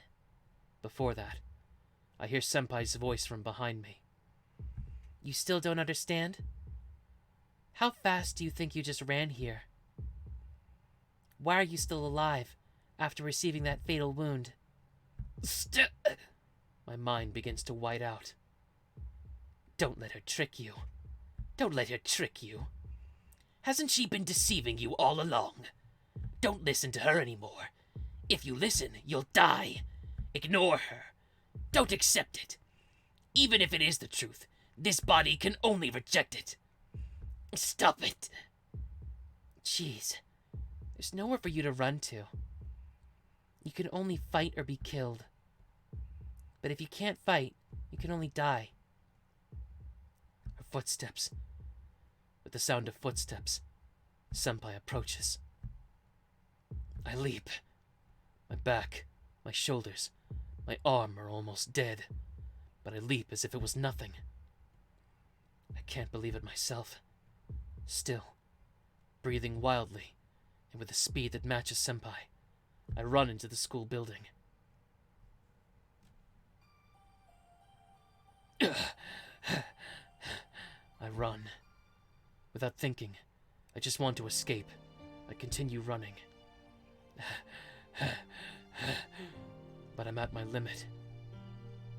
Is it because I'm out of breath? Or is it that my wounds won't let me move my arms and legs anymore? Whatever it is, it doesn't matter. My breathing becomes more forced. At the end of the hallway, coming into a wall aimlessly, I fall. I fall on my back and try to get up, and feel foolish for doing so. Sitting cross-legged on the floor, I lean back against the wall. Throwing back my head, I take a big breath of air. The moon. Looking up, I can see the moonlight through the window. Is it because I'm so exhausted? Everything I look at seems vague, as if everything was covered in a mist. Vagueness. Does that mean it is indefinite? The same as me. The same as the person called Tohno. Indefinite. Ouch! My shoulder throbs in pain. If I was as definite as this pain, maybe this wouldn't have happened. I'm starting to not understand. I always thought I was Tohno, but that was a different person. And they tell me I'm just an adopted son from somewhere. Being adopted means I should have memories of before I came to the Tohno mansion, but there's nothing. I really only have the memories of Tohno. In the night sky is the solitary moon. It's incredibly strange. Why didn't I realize it until now? Tonight is so... In the end, just what was I? It's stupid not knowing anything about myself and just disappearing like this. Everything is so vague, it's stupid. A world where I can see death. A vision where I can perceive death. That day, 8 years ago, I was able to meet Sensei, and was able to live normally. I can still declare that it was proper to meet her. But, Sensei, I guess I was someone who shouldn't be alive. I should end my life while some part of me can still think that. But I can't do it. I can't kill myself. Even if it is pointless. Even if it is a mistake. I want to keep on living. If I die, everything will become a lie. I want to keep on living. No matter how wrong it is. No matter how many things I have to lose. I want to keep on living. Only her. If only I had Seal Senpai with me. I wouldn't care what else I would have to lose. For that sole reason, I have to keep on living like this. But that is all over now. These past 5 years. Was it a long time? Was it a short time? I don't know. Liar. I don't want to hear those words. I have to thank you, Tohno-kun. My work here is done now. All that's left is for me to take responsibility for all my actions. Liar. Yeah. But maybe there was some truth there too. Because even though she deceived me, not even once. Thank you for everything until now. It has been a long time since I've been this happy. So, let's finish with a handshake. You big liar! Not even once did she lie to me. Even though I'm not going to be here, please stay friends with Inoue-kun. I wanted to be a student like you and Inoue-kun. But that person herself was a lie. I can't even think that smile could really be a lie. But this is what reality is. But Seal is a lie. And she was staying near me only so she could kill me. I was fooled. She didn't love me at all. And when she helped me when I was completely lost, too. And the time we spent during breaks for no reason, too. All of it was just to confirm if I was a Roa or not. I grit my teeth. I grit my teeth hard. Damn it! I scratched the wall in frustration. Yes, I was tricked. Seal got closer to me, calculating everything. Even still, feeling pain in my heart, I scratched the wall. Yes, I was tricked. But still, I can't hate Senpai. There's no way I can hate her. Even if it was all a lie for her, I really enjoyed it. No matter what, that's still true. It was only less than 2 weeks since I met Senpai, but I really was happy. Damn it! That's why I can't hate her. But that's an illusion only for me. That's why I regret only that. My vision wavers. Outside the window lies the white night. It's quiet here, almost like the bottom of a deep sea. Wavering quietly. Everything is fake, an illusion that disappears when you approach it, like a mirage you can never grasp.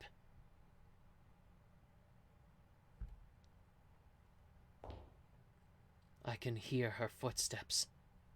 She's coming. Kill her?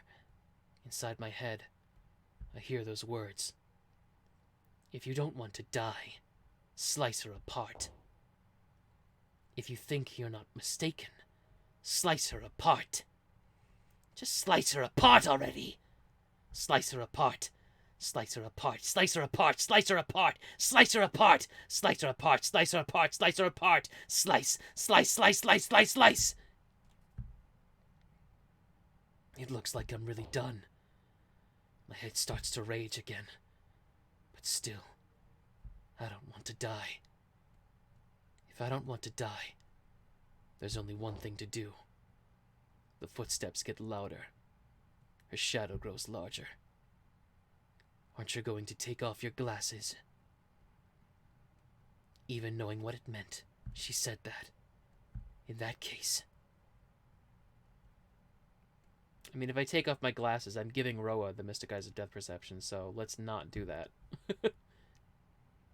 Then, what do I do? No way! I bring my slightly trembling fingers up to my glasses and throw. Clang. The dull sound echoes through the hallway. There's no way I can do that! I shout angrily at the other person inside my head. It's the first time I ever wanted to kill myself. Clang. Clang. The hard object rolls along the floor. I don't see any lines. What I threw away was my knife. I won't take off my glasses. I'll never do that. It's just that, since I didn't have confidence in myself, I threw away my knife. If I kept holding it, I know I would have done something worse than me dying. And then, she arrives. Neither her emotionless eyes, nor that foreboding weapon change. She stops in front of me, as I sit on the ground. How come? She doesn't finish me off. We both just stare at each other aimlessly. I have one question. The tip of her bayonet aims at my chest. Why didn't you take off your glasses? Why didn't you even try to fight once? It's simple. It's just that the thought never crossed my mind. I can't do such a horrible thing to you, Senpai. Horrible? Are you stupid? I am going to kill you. I'm not your senpai. I told you everything was a lie. And you still don't understand? Her voice sounds irritated. She's really angry. I realize that even though her face is calm, her arms and legs are literally shaking with anger. I know, Senpai. You were deceiving me up until now. This person called Seal Senpai never existed from the beginning. I understand that. If you understand, then why? It's okay. Even if Senpai is a lie, it doesn't matter. I really had a lot of fun. The time we spent together may not mean much to you, but it was very dear to me. That's why it's okay. Even if it's all a lie to Senpai, the fact that I was saved by that is still true. That's why it's okay. These past 2 weeks really were fun. But if I hate you here, I'll lose even that. Even if it's a lie to you, that's only half of it.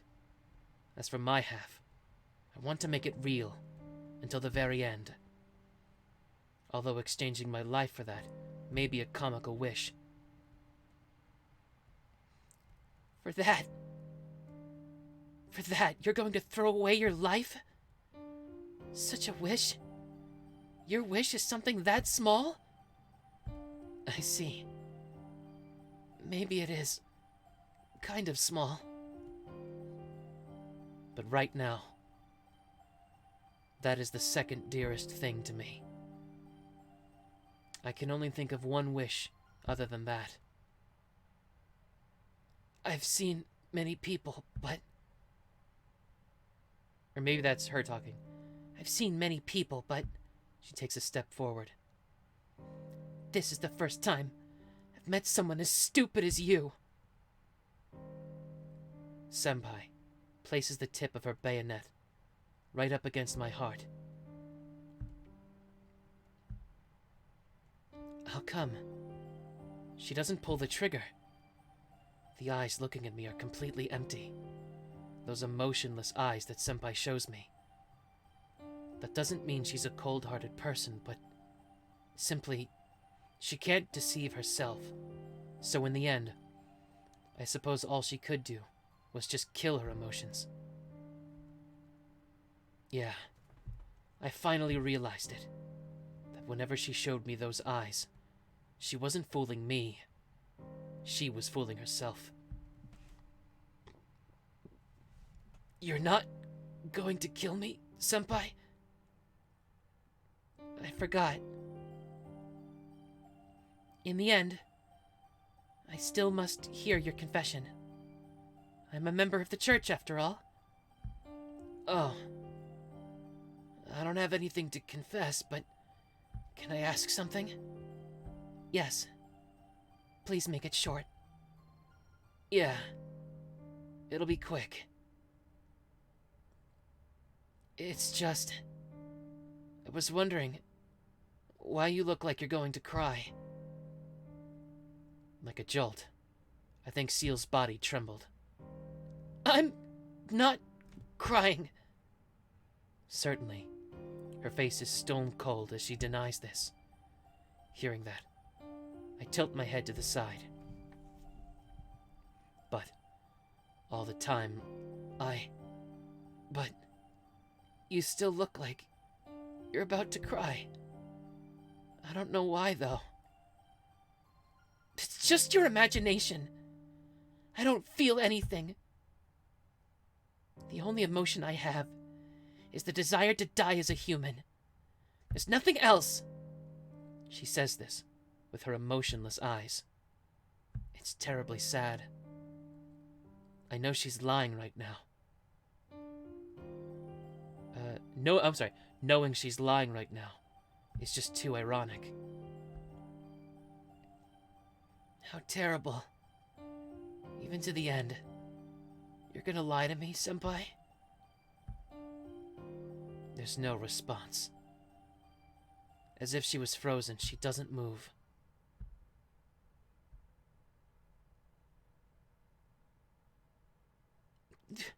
What about you? You're lying. I don't think your wish is to be killed by me, right? Of course. Because if you die, there's nothing.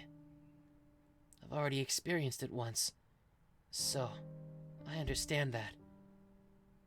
To tell the truth, I want to live. But I don't want to just live. Yes, I don't want that. Even if I manage to keep living, there's nothing for me after that. The person called Tohno would die, and would do things just like this person experienced. But more than that, if I live here, that means Senpai will be gone. I would not be able to bear living like that. Senpai, everything was fun up until now. The times I spent with you and Arihiko weren't bad. Even during breaks, when you came, it was fun. Almost like a dream. That's probably what my wish is. It can't ever be granted, but I really wanted that kind of life to continue. You still don't understand? I already said it was all fake! Yeah, but still. It was really fun. The instant I say that, my heart calms down. It's okay if it's just an unreachable illusion. I don't care if it was a mirage that never existed in the first place. No, maybe because it was an illusion, even now, the times I spent with Senpai feel so dear to me. No matter what, I can't escape now. Then, if I can just keep watching that dream, then it would be such a great... How? Foolish, she says. And she slightly moves her bayonet. It sticks into my chest, just a little bit. It only goes into me slightly, like a fingernail's depth. Her eyes have stopped. All that's left is for her to take another step, and it'll be all over. Give me just a second.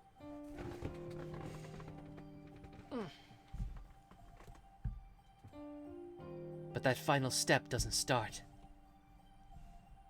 Bracing the bayonet, she stares at me with her emotionless eyes. She grits her teeth painfully. I see. It must be difficult for her to do it while I'm looking at her. More than anything else, I also don't want to see this person's face on the verge of tears. So I won't trouble her anymore. I decide to close my eyes and accept my end. Thump. My heart quivers. Even though I'm prepared, the nausea and chills don't go away. Thump. Thump, thump. Thump, thump, thump. My throat is burning. My fingertips shake uncontrollably. I know this is the best way, but still, I'm just scared. I frantically try to hold my breath that tries to spill out. She simply has to move 10 centimeters forward, and I'll turn into a mere lump of flesh. Even though I'm supposed to be ready for this, my fearful heart is scared of disappearing without a trace. All I do is frantically close my mouth and try to accept my fate. It would probably hurt if I get stabbed in the chest. I'm scared of not being able to think like I am right now. Sweat beads on my forehead, but still, I don't want to speak. If I quietly let everything end, Senpai probably won't have to feel guilty. Tss. I hear a gasp. Why? A forced voice. Why now? The sword sticking to my chest quivers. How can you not hate me? No. What's quivering is Senpai's voice. I'm trying to kill you. I've deceived you until now. I've betrayed you and mercilessly hunted you down. Why does your face look so peaceful? Tap. With her sword still in place, she takes another step toward me. Answer me! I'm going to kill you, without any regards to your own will. Just a one-sided murder. Then, you won't be compensated unless you hate me, right? Senpai questions me with burning intensity. Quit it. I'm working so hard to resist this fear, but if I answer now, my feelings might flow out. Or are you really just that stupid? I'm exterminating you as a dirty vampire, so why? Didn't I tell her it was nothing earlier? Because it isn't your fault, Senpai. Slice. The tip of the blade cuts into me further. It must have broken the skin, because fresh blood seeps over my chest. Sharp pain. The wound isn't even deep, but just the slightest penetration by the seventh holy scripture causes my mind to shatter. My body shakes uncontrollably. The blood in my body reverses flow, and I almost cough up blood in my pain. It hurts, right? I can actually terminate you without making you feel pain. But I'm hurting like you... I'm hurting you like this on purpose. Unless I enjoy this, we won't be able to call it even for all the time I had to spend with you until now. She seems to be speaking with difficulty. The bayonet plunges deeper. The pain causes sweat to pour out from me. I feel like my insides are going to flow through my mouth. See? Don't you hate me, Tohno-kun? So please hate me. Tell me I betrayed you. Tell me it would have been better if you never trusted me. If you don't, I won't be able to kill you. Her voice shakes as she says this. But that's just strange. It's better if I don't hate her, but she still wants me to hate her. It's like she's telling me that being the bad guy like that is her punishment. But that is an impossible order. There's no way I can hate her. I just can't hate this person who looks like a child on the verge of tears. You can't be serious. I can't hate you, Senpai. Stop it, please. Why are you saying that until the very end? I'm the one who's to blame, and you're just a victim.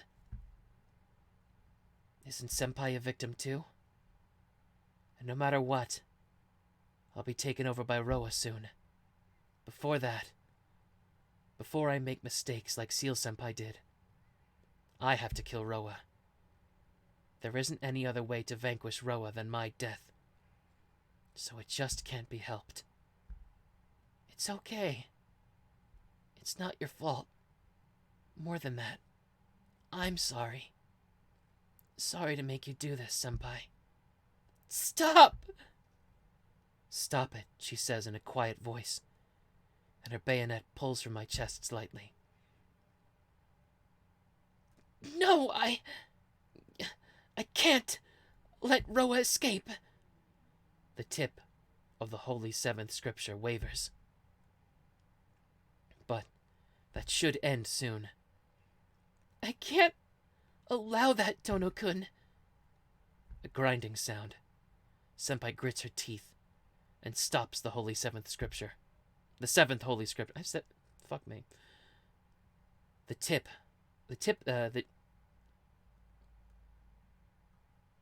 Let me start over. Fuck. Senpai grits her teeth and stops the Seventh Holy Scripture. The tip of it points at my heart. I hear her suck in a breath. Even with my eyes closed, I can feel her finger gripping the trigger. Click. Right before the hard metallic sound. Thank you. Even if it was a lie, it was good having you as Senpai. In the end, I say what I wanted to tell her most.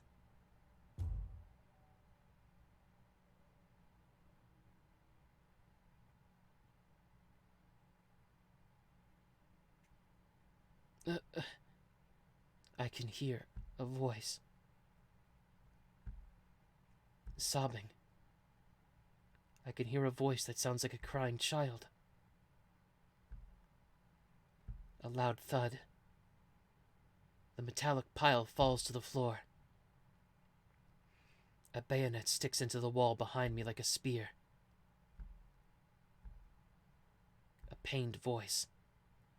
I realize who that voice is coming from, and I open my eyes slowly.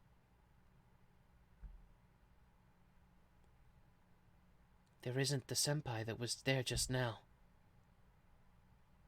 The one I see standing before me is just a girl crying painfully. Her hands are empty. The 7th holy scripture lies fallen on the floor. The bayonet that should have pierced my heart is thrust by my side. Senpai just cries. I don't know what she's sad about, but she cries so painfully, I expect her to cough up blood. Senpai, I call out to her. It's not fair, Tohno-kun. It's not fair. Hick. Her throat convulses as she shouts like a spoiled child. Saying such a thing isn't fair. Why? Why can't I? Her tears course down her face. I can't. Even though I can kill myself at any time. If you say that to me, I can't. She seems ashamed to see me. Saying thank you like that. I can't. I can't let such a happy person die like that. She covers her face with her hands and continues to weep. Senpai, seeing you cry makes me troubled. Because I won't know what to do. My words might have been the wrong choice, as Senpai cries even louder. Jeez, why are you doing this all of a sudden? I don't even understand why I did that. But I can't leave this person is crying in front of me, so I pull her to me and embrace her.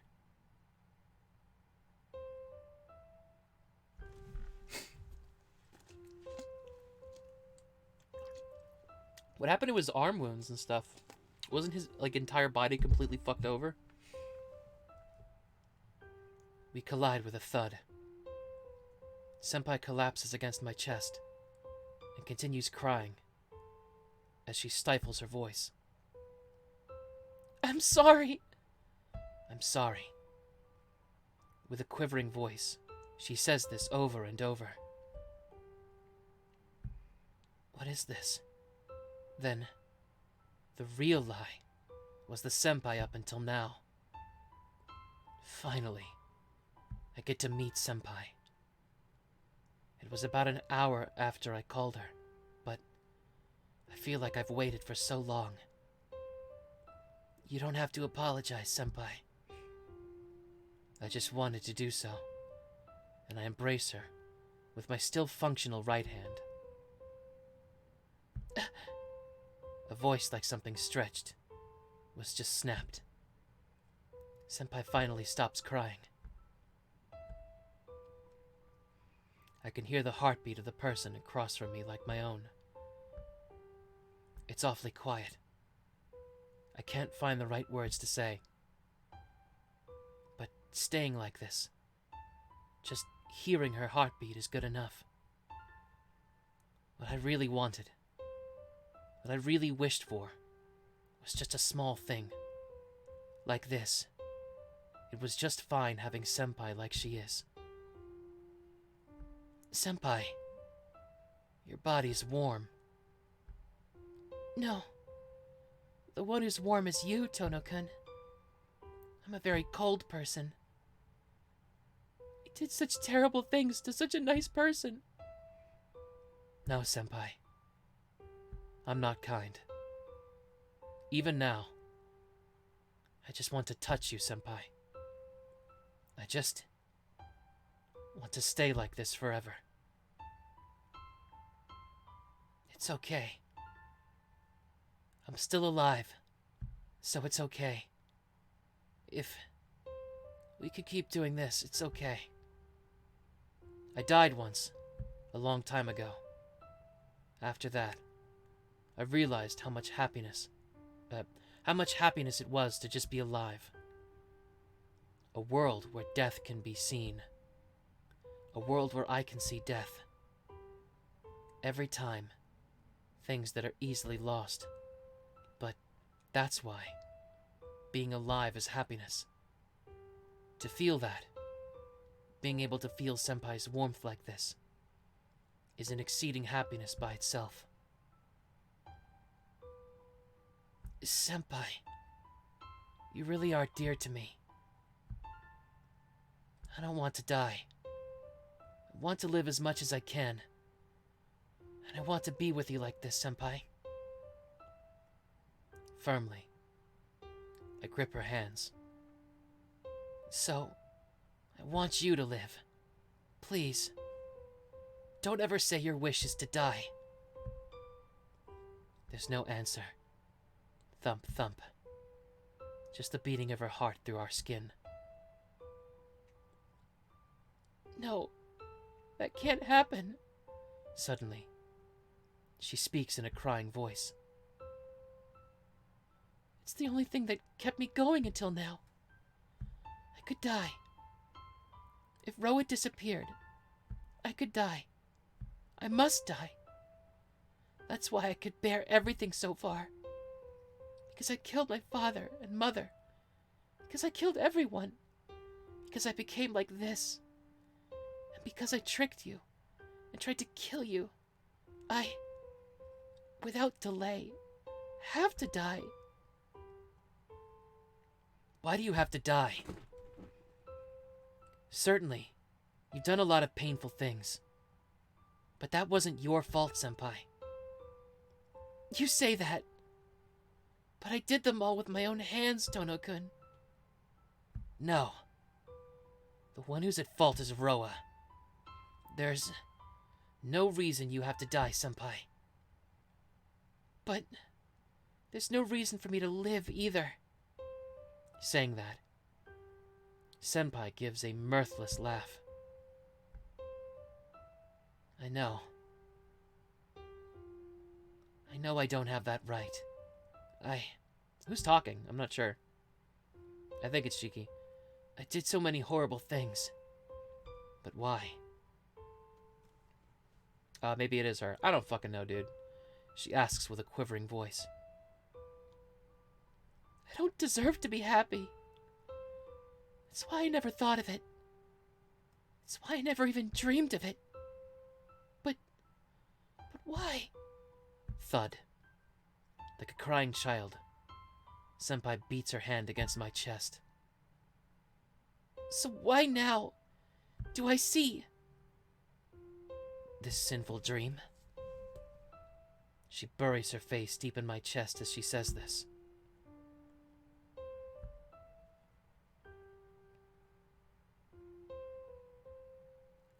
I think that's her talking. It was so fun. Even though I knew it was all a lie. And I'm just playing out the life where I'm having fun. I thought it was fine the way it was. It was so much fun. I didn't want it to end, even if I knew it was all a lie. An almost dreamlike happiness. Oh, that's still her talking, sorry. An almost dreamlike happiness that I wanted to always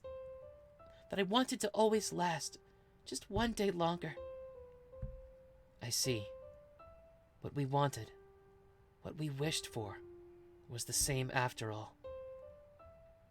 But selfishness can't be allowed. I have to kill Roa quickly and receive my punishment. I have no right to live as a normal life. I have no right to live a normal life like you, Tohno-kun. Such a thing, I understand without you saying it. If I'm wishing for such a dream, and I can't even kill you, I can't do anything but disappear. There's no longer a reason for me to stay here. Senpai speaks with an anguished face. Farewell. I really was happy to hear you thank me. Senpai pulls back from me. The heartbeat I felt up until now cuts off. This person has told me farewell so many times. Even that time, with a smile. She said it as if it was very important to her. Farewell. I really did want to be a student like you and Inui-kun. Really, why didn't I ever realize it? She would always say those simple things, as if they were a distant dream for her. No, it's not a dream. I pull Senpai's body back toward me. Less out of love and more out of sorrow. I draw her close. Tohno-kun, that's enough. No. I won't be fooled by your lies anymore, Senpai. I hold her close to me as she tries to escape. If you want to continue, then go ahead and do so. What you're talking about is definitely not a dream. That's impossible. Why?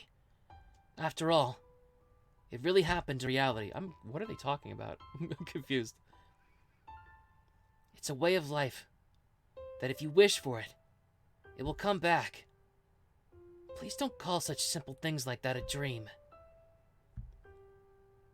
It's impossible. I've hurt you so much, Tohno-kun. It's too late to go back. Oh, that's okay. I don't mind. So you shouldn't either. See, I think I got to experience something as rare as truly being chased by the one I like. I try to sound jokingly cheerful as I can. Senpai is silent. And tonight, you looked really cool. Those clergy robes are good too, but your outfit tonight really suits you. I was lucky to see it. Senpai is silent. Senpai, you look different without your glasses. You were handsome, and you looked older. As expected, Senpai is silent. No matter what I say, Senpai does not answer. I try as hard as I can to soften the mood, but I fail miserably. I don't know what else I can say. Senpai, say something. Or don't you want to talk to me now? Senpai doesn't answer. She just pats her forehead on my chest. Softly, like a murmur. Idiot. Is what she ends up saying. Tohno-kun, you're an idiot. I'm not the person you think I am. So how can you be so nice? Because I don't want you to cry. I want you to laugh. I want you to cheer up. But I don't have the right. I don't have the right to receive your kindness. A right to receive kindness. I didn't have such a thing either. But still, the one who laughed it off and told me I didn't need such a thing was her. I don't know. I don't know your circumstances. And honestly, I don't care. I'm not being kind to you for your sake, so don't worry about it. That time, after I killed Arcueid, and when I could only think of killing myself. Just like what you said to me that time. Well, I think I'm doing this because I want to be kind to you. Your circumstances have nothing to do with this. It may be a bother to you, but just think of yourself as having been caught by a mean-spirited underclassman, and give up. Harder. I hold her even more strongly to me, and press our bodies together. Tohno-kun. I don't know about your sins. I like you. I love you, Senpai. That's why I'm being kind to you. Everything else doesn't matter. I just want to be happy with you. I want to be with you forever. So, I don't want you to die. But... But still, Still, if you say you don't want to be happy, that's fine too. I'll just do what I want. And no matter how much you might hate it, I'll be by your side and make you happy. So, please, don't say farewell anymore. Saying that, I bring my hands to her face. Shiki-kun. After saying this faintly, she completely, naturally, our two lips come together.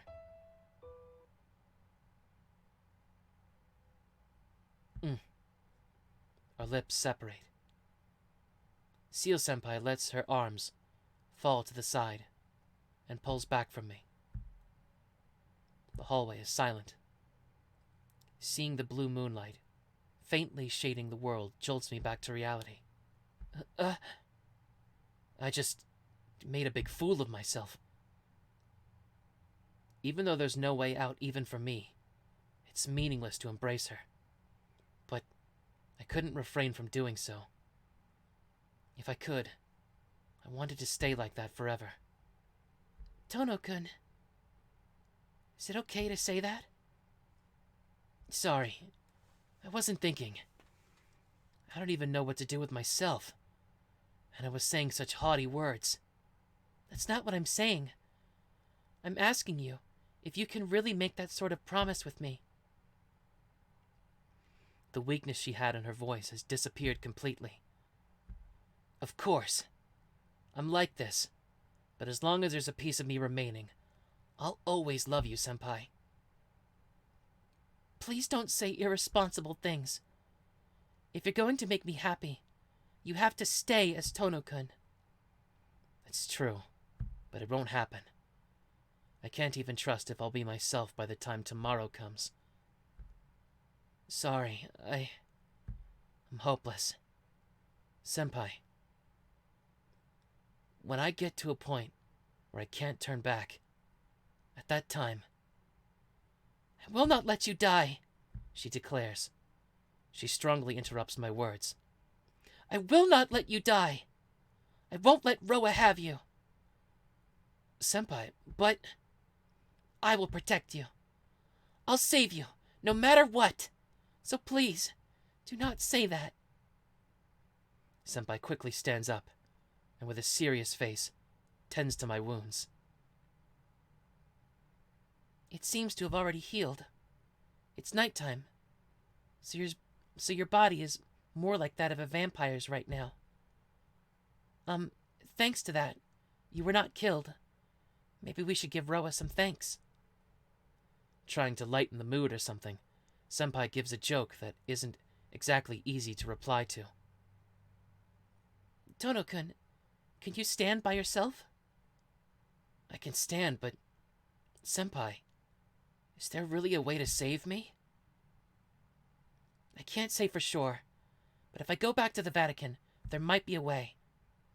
Unlike before, they had a sample, me, to research on, so they should have researched into how to seal Roa's soul while leaving the reincarnated human's consciousness. What's that? If there was such a way, then why... Tohno-kun, certainly the church may be able to help you, but what awaits you may be hell. To the people of the church, you and I are both heretics. You'll get the treatment in return for helping their research. Although, if you stay quiet about your eyes, you may not be treated like a lab specimen like I was, but... In other words, it'll really hurt. Yes. And if they still could not heal you, you'd be treated as a vampire. I don't want you to experience those terrible things worse than death. That's why It's okay, senpai. Right now, we're at a dead end. If there's even the slightest chance, then we have to go wherever. And no matter how it turns out, I won't complain, senpai.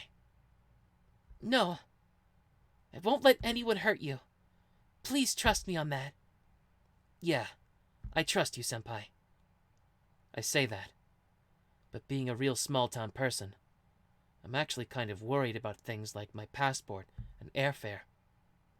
But what are we going to do? Are we going to the Vatican right now? No, I'll treat you for tonight. Roa is a vampire, so when it becomes morning, he'll calm down. It would be simple if it was just a matter of taking you to the Vatican, but your problem is something that should be kept low profile. Just like with me, you're something that should not exist, so you have to go to the hidden part of the church. But to take you there, I have to get some permission. Even if we were to minimally purify you, there aren't any places in the city where we could do that.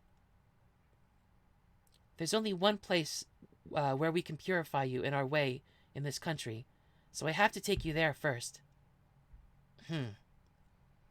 So you're saying we're going to the church tomorrow morning? No, it's not that simple. For an unbeliever like you to enter the Vatican, there's a long and frustrating approval process. So tomorrow, I will go to the church in this country, so you can get a temporary permit. And that may take a number of days, so please wait in my room until then.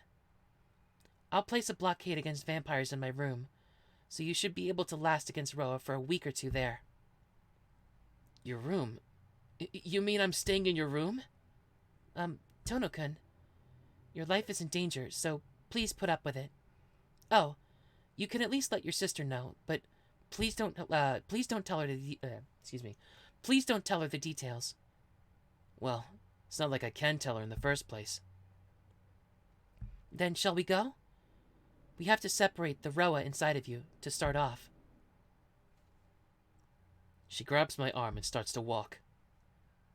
There really is no trace of her weakness before, but it is forced cheerfulness. Senpai really doesn't want me to be worried, so she's forcing herself. Thanks, Senpai. I speak in a low voice so she won't hear me.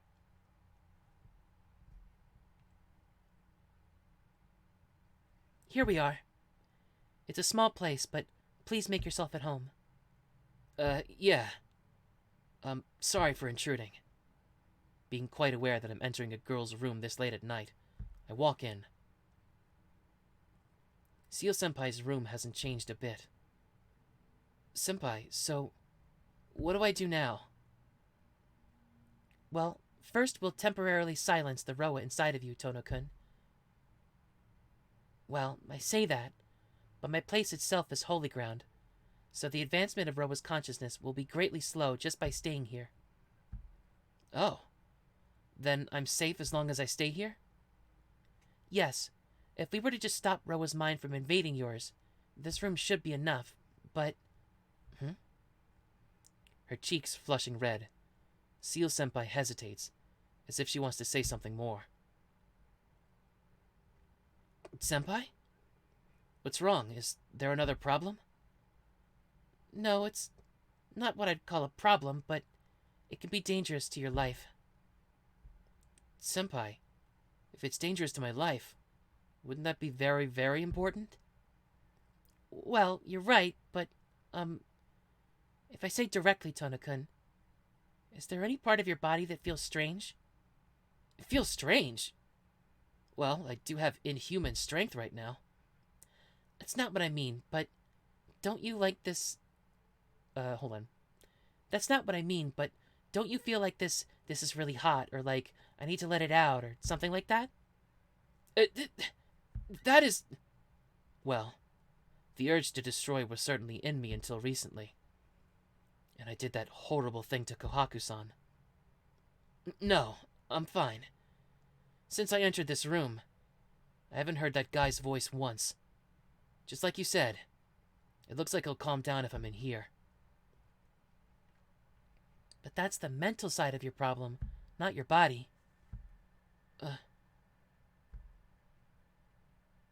Seal-senpai hesitates, like she has to say something rather difficult. I have no clue. I sit down on the floor to rest for now. Hey, you don't need to stand. Sit down. You must be tired after all that. Without answering me. Oh, maybe that was him talking.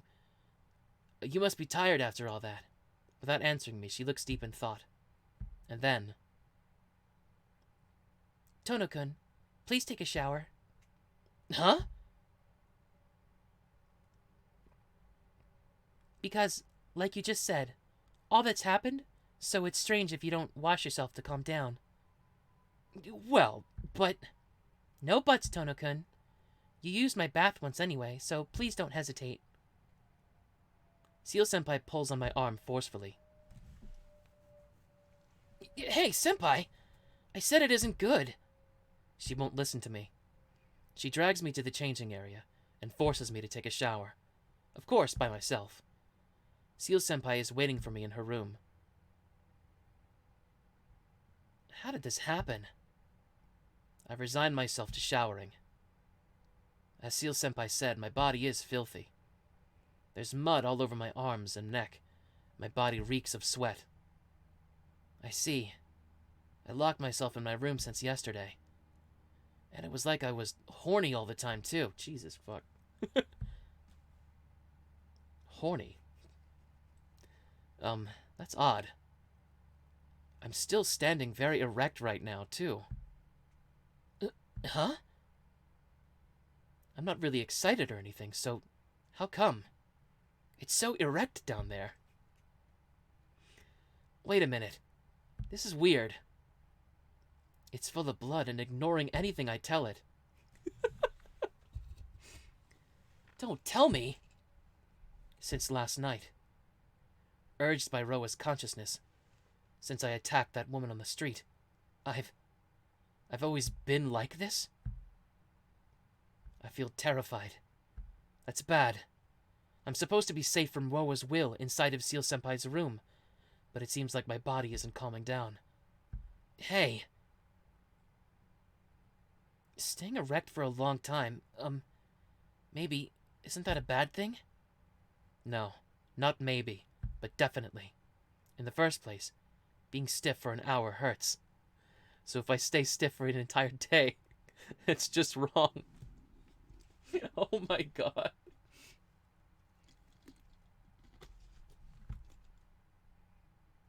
I guess I have to. I speak aloud and get shocked. So, I've been stiff all day. And since this can't be good, I'm going to whack off in Seal-senpai's bathroom.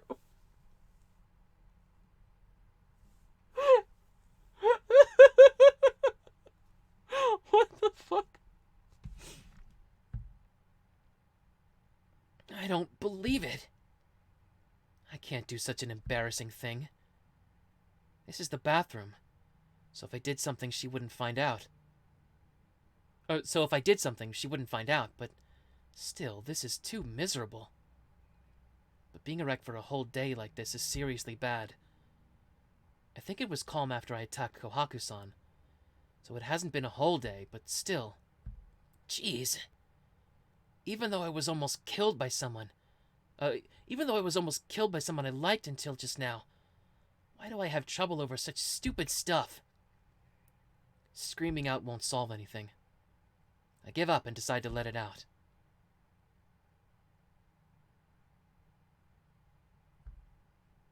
I'll leave the bathroom. Ah, you're all clean now. You really did take a long time. Do you like taking baths, Tohno-kun? No, that's not it, but I hardly have the strength to answer. I did such a thing that made my dignity literally wash down the drain, but still. So, how was it? Could you let it out yourself, Tohno-kun? Senpai! You mean, She sighs. I knew it. If you, held it in so long, it might not be possible to release it unless it's Roa's will. Seal-senpai starts to blush, and my cheeks flush red as well. Hold it in. It's a little troubling if she says that directly. But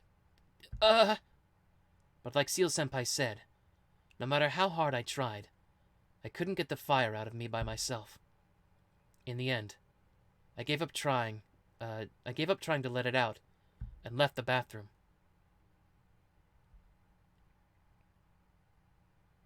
I'll come out honestly. This isn't a situation where embarrassment should stop me. As you say, Senpai, my body is strange right now. I swear, but I'm not thinking of any perverted things. I'm not, but my body, just by itself, has a hard-on, and I can't really say I'd rot staying up like that. See? Okay. Didn't I tell you to tell me if your body was strange anywhere? Then you were asking me about this before? Yes. Tohno-kun, you may not have realized it yourself, but you're standing pretty excited.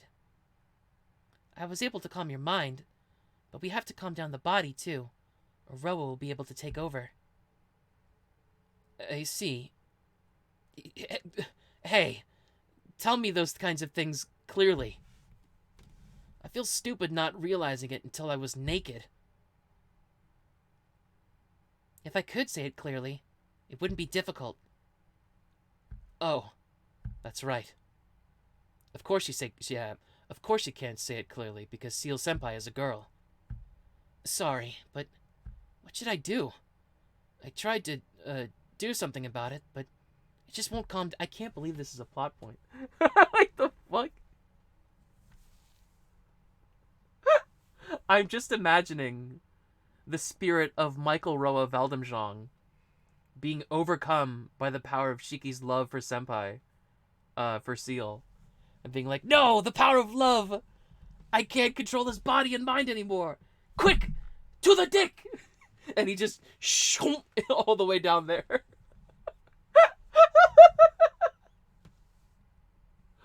Oh my god. It's like my mind and body are two separate things. My body feels like it's... Oh, sorry. My body feels like it's not mine. And I can't even get in the mood for it. Jeez. To say it frankly, it's like I have no sensitivities whatsoever. It would be easy if I could say it out loud like that, but I can't say that sort of thing to Senpai. I know. Tohno-kun, I brought you here to heal your body. I knew it would be impossible just by yourself. I was the same way a long time ago, too. She speaks hesitantly. I see. Seal Senpai also had the experience of Roa taking over her body. So she knew this was going to happen to me. Senpai, then you know what I should do? Of course. Well, your mind right now is somewhat disconnected from your body. So, more than yourself, someone else's skin, someone else helping you, will make you feel better. Instantly, as soon as I hear her words, my mind goes blank. Someone else helping me? Senpai. That's what I mean. You may be unwilling to do it with me, Tohno-kun, but please bear it. It's a technique to calm down the soul, so it isn't sexual. So please don't be embarrassed. After she says it so directly, I don't know how to respond. Then, Tohno-kun, please wait in the room. I also have some preparation to do. Wait! Senpai, are you going somewhere? Yes, I will also take a shower. I don't want to do it with all this paint on my arms. Even though she tells me not to be embarrassed, she also blushes. Senpai, this... we really shouldn't. It's fine, so please wait in the room. I'll prepare myself and go too. Senpai dashes off to change and slams the door. There's no time to stop her. Either way, I can't do anything unless I calm this thing down. I know it's taking advantage of her, but I have to take her goodwill for now.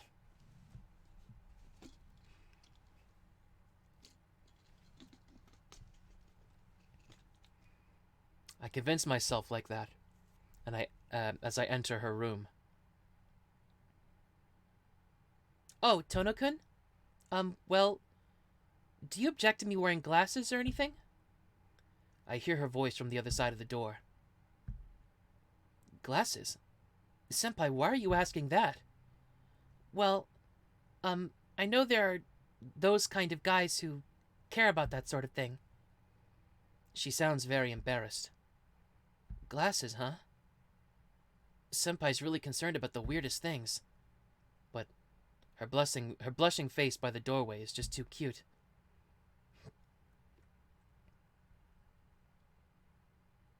I like Senpai's natural look, or Senpai isn't Senpai without her glasses.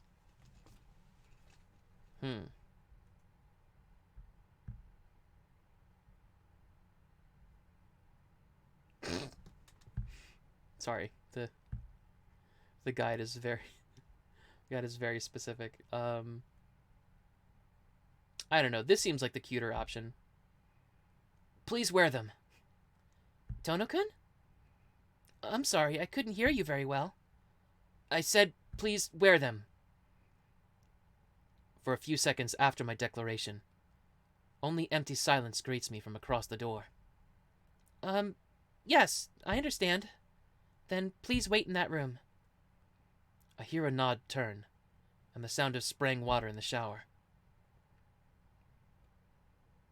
Alright. That's enough tempting, That's enough, tempting the gods. Alright, okay.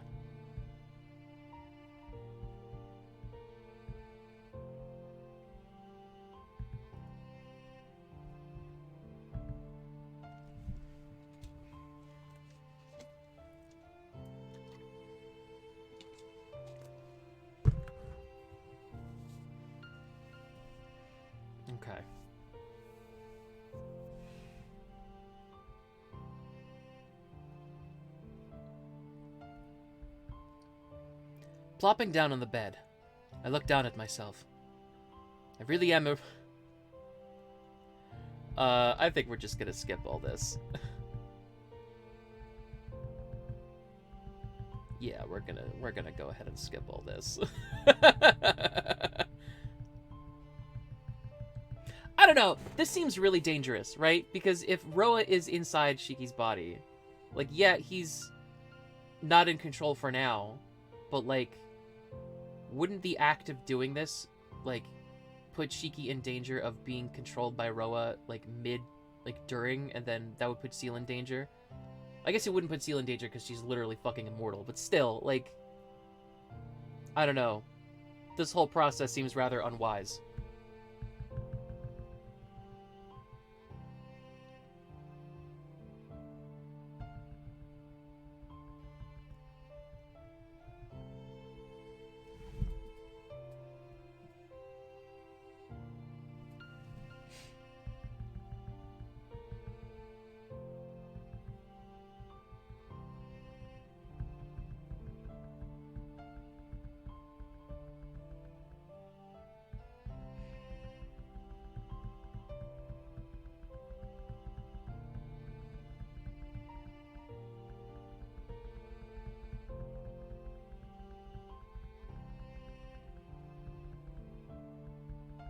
Okay.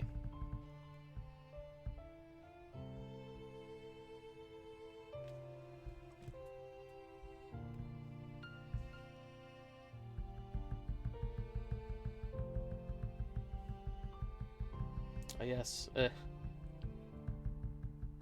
An ancient church body combing technique. Certainly not sexual in any way. Okay. Even though it's literally illegal in some states.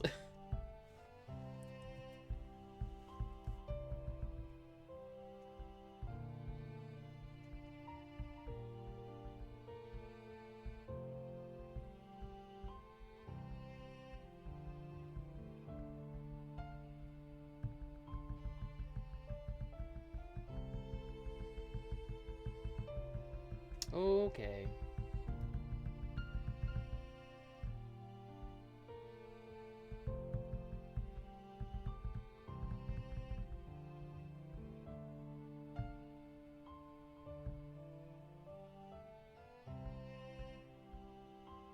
Rises up from what? That's not how that works! What the fuck? I mean, I guess that's, like, technically how that works, but that's not...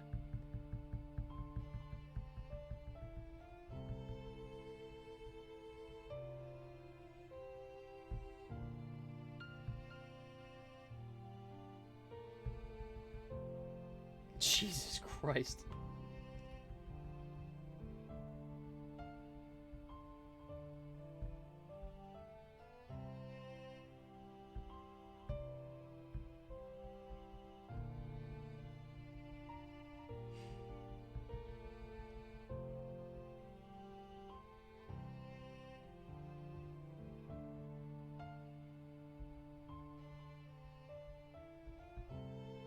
Wait, what did that say?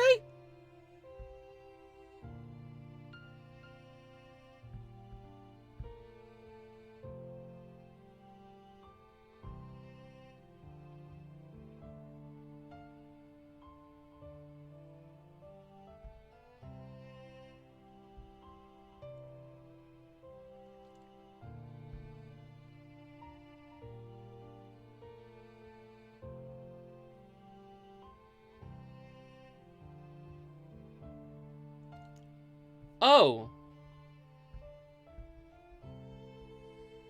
Okay. That's a little fucked up. What the...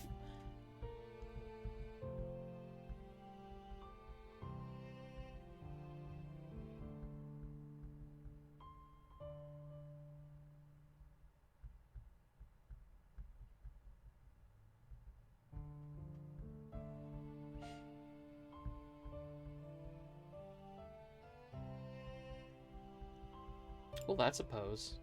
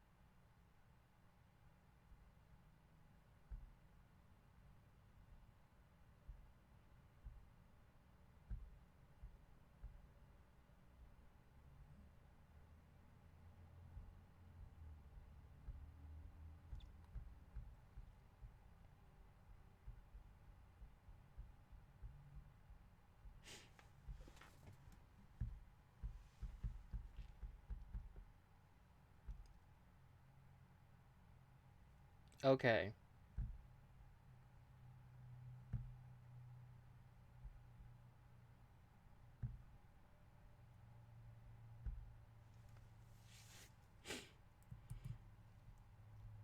I think we're safe. I think we are safe.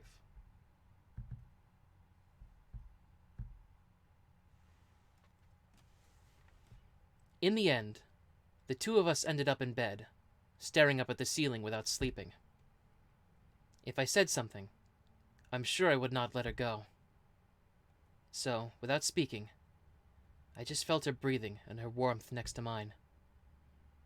When morning came, she left the bed.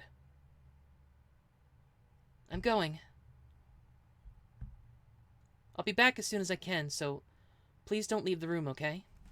Excuse me, hold on. It seems like she's bought enough food for the last 2 weeks. Oh, to last 2 weeks, rather. I'll leave aside the fact that almost all of it seems to be curry. Please don't run off with some floozy while I'm gone. I get really jealous. She says a scary thing with a deep smile and exits the room. It's before 5 o'clock in the morning. This is how the last Monday in October began.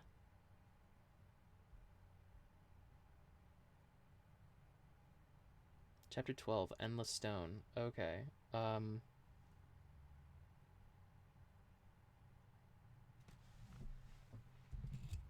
So, much like Seal, my butt hurts, but from sitting in this chair, not from what she had to go through. So I think we will actually stop here, and we will finish on Friday. And it'll probably... Fuck. Because there's only one chapter left, and I don't know how long... I think there's only one chapter left, so I don't know how long the chapter's going to be. So we got to do chapter 12, then do the good ending. That could make only like an hour-long stream. Which, to be fair, it's a Friday, so it's going to be a short stream anyhow. But... Alright. Oh, God. So... Oh, let me save first.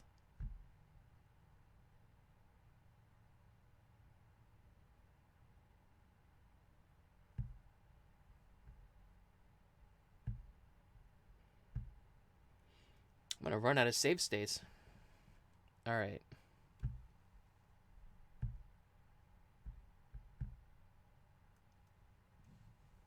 Okay.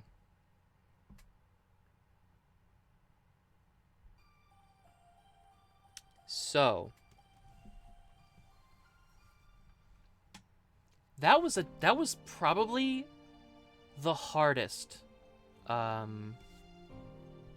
That's the hardest stream I've had to do acting wise. Like, anger is easy. Most emotions for me are relatively simple to emulate, but like feminization is always a challenge. Like voice feminization. Sounding like a girl in a way that's like not cringe. Because that's like, if you're doing an audiobook, right? You literally don't have a choice. You're voicing every single character. So you have to voice the girls. And you not only do you have to voice the girls, but you have to at least try to make each girl sound distinct. In the same way, because you have to make each character sound distinct. Which is why I try to give them each like a different voice. So when I was little, I would listen to Jim Dale's audiobook of the Harry Potter series. And that's how I read Harry Potter. I didn't actually read it. I listened to the audiobook by Jim Dale. Jim Dale's like a famous, like, super talented actor. And what he would do is he would soften his voice and, like, talk in a very slightly higher pitch. And that's kind of what I do with the girls in this. But then having to do emotion, like crying and stuff, plus the feminization, and then making all that not sound cringe. It's very difficult. It's more difficult than and doing it live. Like, if I had multiple takes, that'd be one thing, but like, fuck. So that was hard. But that was a very touching scene. And it was definitely, on top of that, also the whole thing with Roa taking over Shiki's body. That was unexpected. I didn't see that coming. And playing that out was definitely very interesting. It was sometimes difficult to tell, like, which parts of him were Roa and which parts of him were Shiki still at certain points, which I think was the point. So, I guess that was fine. Yeah, and then of course we have the scene at the end where they played on Seal's Nintendo Switch until Shiki calmed down. That's what happened.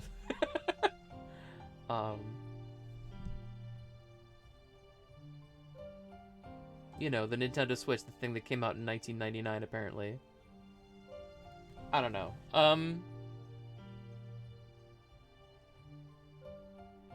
I don't particularly like the way Nasu... He does this in Fate Stay Night as well. I don't like the way he justifies a sex scene through...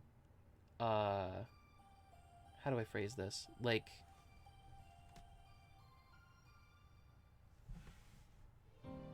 Like, it's not just them wanting to have sex, and so they have sex. It's like, oh, there's this magical entity that we have to deal with, or there's some type of thing, and sex is the technique to make that, to fix whatever they're trying to fix. They do that a lot in Fate Stay Night. I've heard that that comes from this. Thanks to some people who spoiled certain things on Twitter, which is whatever. I scrolled on Twitter too much anyway. But I've never liked that. What I liked about Arcueid's route is that they just have sex because they want to. Like, they kind of come to the conclusion like, oh yeah, I love you. Oh, I love you. And then they do it.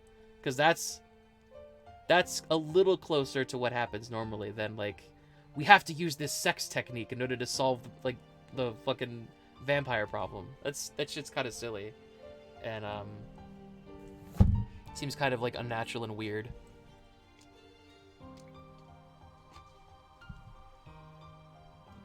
And it's a little, like, objectify-y, you know? Not so much. Because, like, I don't know, it's complicated. I've heard people defend it by saying, oh, no, it's based on, like, pagan beliefs about, like, sex and sperm being magical or some bullshit. I don't fucking know, dude. Narratively, I don't really like it. You could probably tell that I've just generally, you know, I'm a Western sensibilities kind of guy, you know. Sex always makes me go like, ooh, oh my god. But if you're gonna go there, I would prefer it to be like, not sacred or anything, but just like natural and normal, and not like, and consenting, and not like, this is a thing we have to do in order to get from plot point A to plot point B, you know? Like, it's not like a MacGuffin. I've never been a huge fan of that. But other than that, you know, we're clearly approaching the end of this, and the seal route has been a struggle at times, but I feel like it's been worth it for a lot of what's been going on here. You know, I think the most important takeaway is that we finally know definitively, and I mean, we probably, not that hard to guess, but we finally definitively know which element of seal is the true seal. Like, because much ado throughout both routes that we've played so far has been made about seal all of a sudden having, like, emotionless eyes or emotionless expression or just saying things or acting emotionlessly. But now we know that, like, the real seal is the one that we've known all along, the senpai. So that was nice. That was a nice little heartfelt thing that they did at the end there. So we will be back on Friday, and we will, once and for fucking all, finish the goddamn seal route. And it'll probably be a pretty short stream, which is a shame. But like I said, next week is going to be hectic as hell. I don't know if I'm going to stream next week. I think I probably won't. I'll let you know on Twitter if I do. If I do,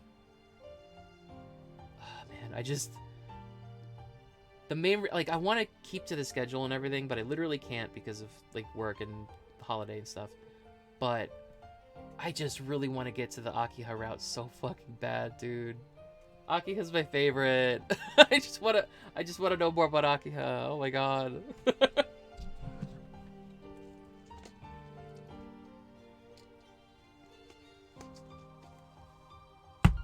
Alright.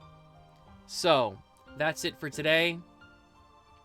If you're watching the VOD, please subscribe if you haven't already. Please leave a comment. I love reading comments. I love seeing engagement.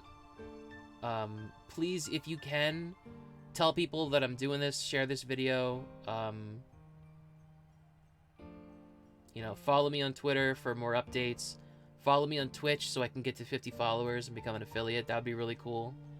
I honestly still don't really know what affiliate means, and I kind of don't want to look it up or be told what it is until I get it.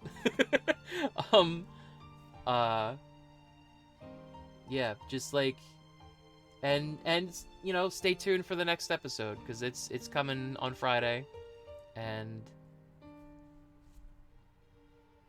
or at least it'll be recorded on Friday. I should be able to get it out by Friday before I go to work. or before Saturday. I don't know. But yeah, after Friday, we're probably going to take a small hiatus for the holiday. And then December, who knows, man. December's going to be a bit of a wild card for me. We'll find out. But we will, one way or another, we will finish Tsukihime, and we will start the Akiha route. I am super hyped for that. So, thank you for watching, and I will see you next time.